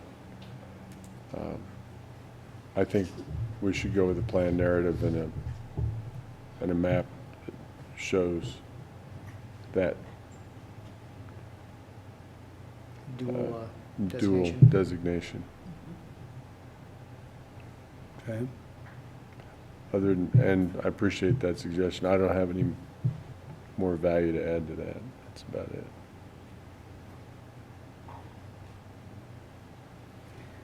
I agree with that. Live with that. Yeah. Vice Mayor? Matthew hasn't spoken. Matthew, you got anything else? I've think spoken. Yeah, I think you have. I feel like I said what I needed to say. Okay. Appreciate it. You could probably go ahead and write in the plan narrative that my daughter won't live there. Okay. Leslie, you have anything else? It's just frustration, I get that legally, we are a stronger city if we are following our code.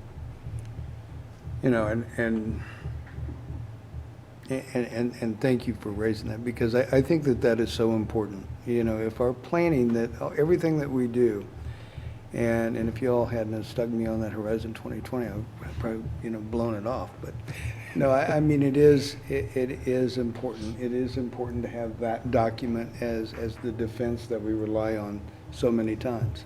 And that is what, the development of communities about, is that. Is it the best language possible? Well, in reading the staff report and reading the minutes of the Planning Commission, they had the same kind of debate that we had.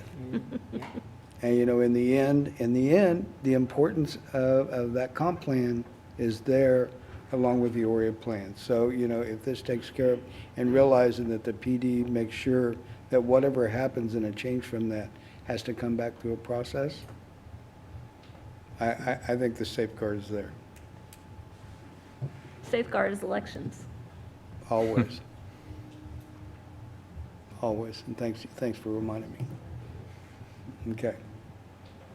Items that are before us tonight are to approve a comprehensive amendment to Chapter 14 of Horizon 2020, to amend the ORIA Neighborhood Land Use Plan and adopt on first reading ordinance number 9300, with the suggestion and recommendation from Commissioner Bowley that we change the way the map, the coloring of the map.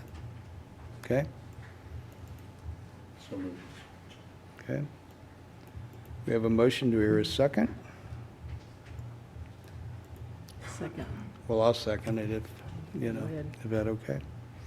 So we have a motion and a second to approve the comprehensive amendment, plan amendment to Chapter 14 of the Horizon 2020, and to amend the ORIA Neighborhood Plan, future land use map, and adopt on first reading ordinance number 9300 with the changes to the map. Okay? That was made by Commissioner Bowley, second by Mayor Amix. All in favor of that motion, aye? Aye. Opposed? Nay. Nay. Passes 3-2. The next item is to approve rezoning approximately .918 acres from RM 32, multi-dwelling residential district, and UKU University of Kansas District or M32 PD, multi-dwelling residential with planned development overlay district located at 1029 and 1031 Mississippi Street and 0 Illinois Street, and adopt on first reading ordinance number 9301. Entertain that motion. So moved. Second. Second. You got it. Two. Go ahead. It's a third. Yeah. Third. Motion was made by Commissioner Boley, second by Mayor Amix. All in favor of that motion, aye? Aye. Opposed? Nay. Nay. At least I didn't hear, you voted in said favor? yeah. Okay, I'm sorry. That passes 3-2. Commissioners Soden and Herbert voted in the negative. And the final is to approve a preliminary development plan for here at Kansas, located at 1029 and 1031 Mississippi and 0 Illinois Street. I would entertain a motion for approval of the preliminary development plan. So moved. Second. Motion made and second for approval is made by Commissioner Boley, second by Commissioner Larson. All in favor of that motion, aye? Aye. Aye. Opposed? Nay. Nay. Passes 3-2. Again, Vice Mayor Soden and Commissioner Herbert voting in the negative. Thank you all very much. Thank Hey, you. Frank, the valet reports are online. You might go on there and look at them. Next item is to receive recommendation for strategic planning consulting services. Good evening, Mayor and Commissioners. I'll try to keep this short. I know it's been quite a long meeting. I really just want to follow up on some of the strategic planning conversations that we've had. So in this past week, I should start. Back in September, staff issued a request for qualifications for a consultant to come in and help with the strategic planning process and development. We received 9 proposals. Staff narrowed that down to 3 finalists, and this past week, staff interviewed those finalists, and Commissioner Larson and Commissioner Boley sat and watched those as well, and we came to a unanimous decision to go with Novak Consulting Group as our consultant for the strategic planning process. With that, we do not yet have kind of a final budgetary number for that. Staff is recommending that we set up a meeting with staff and also with each individual commissioner to kind of go through a scoping process. So what kind of each of you see this process looking like, and also what staff kind of views this process as looking like. So preliminary, the date for that would be October 28th. And the idea for this process would be Julia Novak of Novak Consulting would come in, meet with staff, meet with each of you individually for about 30 minutes to 45 minutes, kind of depending on where the conversation goes, and from that she will kind of develop a scope plan for this and then present that back to us. So that's kind of the process we're looking at taking kind of as our next steps. And then kind of beyond that, for tonight, the actual action is to authorize the city manager to enter into an agreement with Novak Consulting. So that's kind of a quick overview of what's happened in the past week. So if you have any questions, you know, I will stand for those, and I'm sure Diane and Tom can also help answer any of those. Question? Big day that we might be. October 28th. Yeah, October 28th is kind of the preliminary date that works for the firm to kind of come in and have those initial meetings. Okay, thank you. Yep. Normally what we would do is, would we not negotiate a contract in this case, but we're not ready to do that? Yeah, I think that's a big part of it, and part of it is a big determinant in what the price will be for this is the number of meetings and kind of how we use public input versus, you know, some of the tools we already have in place, like the citizen survey that we have, how much staff input we have. So those are kind of 2 really big cost drivers of this process, and so it kind of depends scope-wise you guys are looking for and kind of how we want to move that process forward. So that's kind of what's still kind of up in limbo as of now. So, just a question. Will this, we're authorizing the city manager into an agreement, so this is it? No, Oh, not yet. all right. So we're getting a little bit ahead of ourselves there. We need to develop the scope first, so that Okay. we can develop the price point for the agreement. Yeah. So it will come post the interviews with the commission and the key staff to develop the scope. And once that scope comes back, we'll have a price. We'll bring that, we'll put it on an agenda sometime probably in November, and then the commission will make the decision at that point. Okay.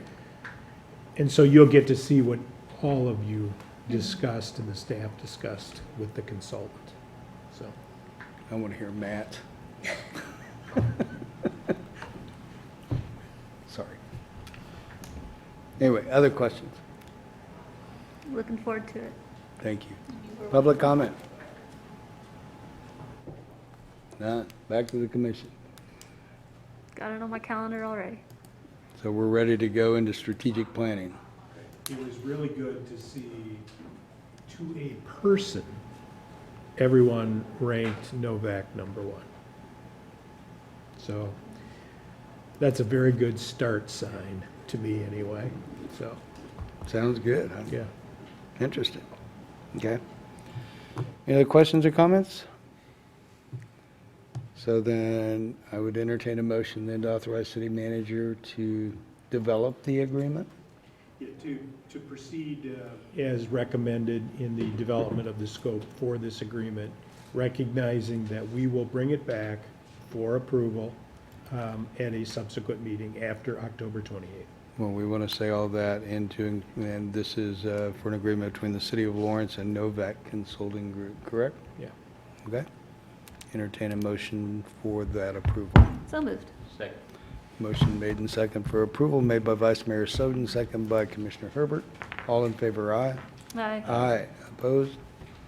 Passes 5-0. Okay, commission items. You were going to say something about CJCC. Yeah, we had the CJCC meeting this morning. The whole group was there, and we have 3 subcommittees, and each of the subcommittees came together, and we discussed kind of what the underlying issues are. And the one thing that kind of rang across all subcommittees was the fact that data, trying to collect data, and how much data to collect, what type of data to collect, and that it's difficult to determine across the board, because every department has a different way of collecting their data. As far as following the case managers, sometimes the numbers are different for each inmate. And so the idea is to try to find a way so that we can get the data we need and have it so that we can track it through the entire system, not just the police department, not just the courthouse. Mm-hmm. It's just hard to follow the data because of the different way people are tracking it. Yeah. So that's the big issue is trying to find the data we need and how to get it to where everybody's on the same page with it. Yeah.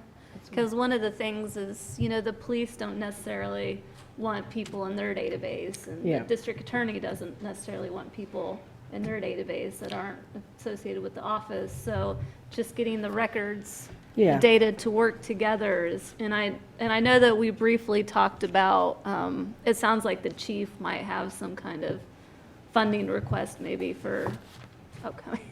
Yeah. Just might as well throw it out there now to deal with that issue. Yeah, to find a system that just works across all of the departments. Yeah, we that could have be to a do it. funding request in the future. So we'll see what happens on it. Yeah. But yeah, well, I mean, even just determining a baseline is nearly impossible at this point, Mhm. which Yeah. isn't a good way to start. Okay. Gotta start with data.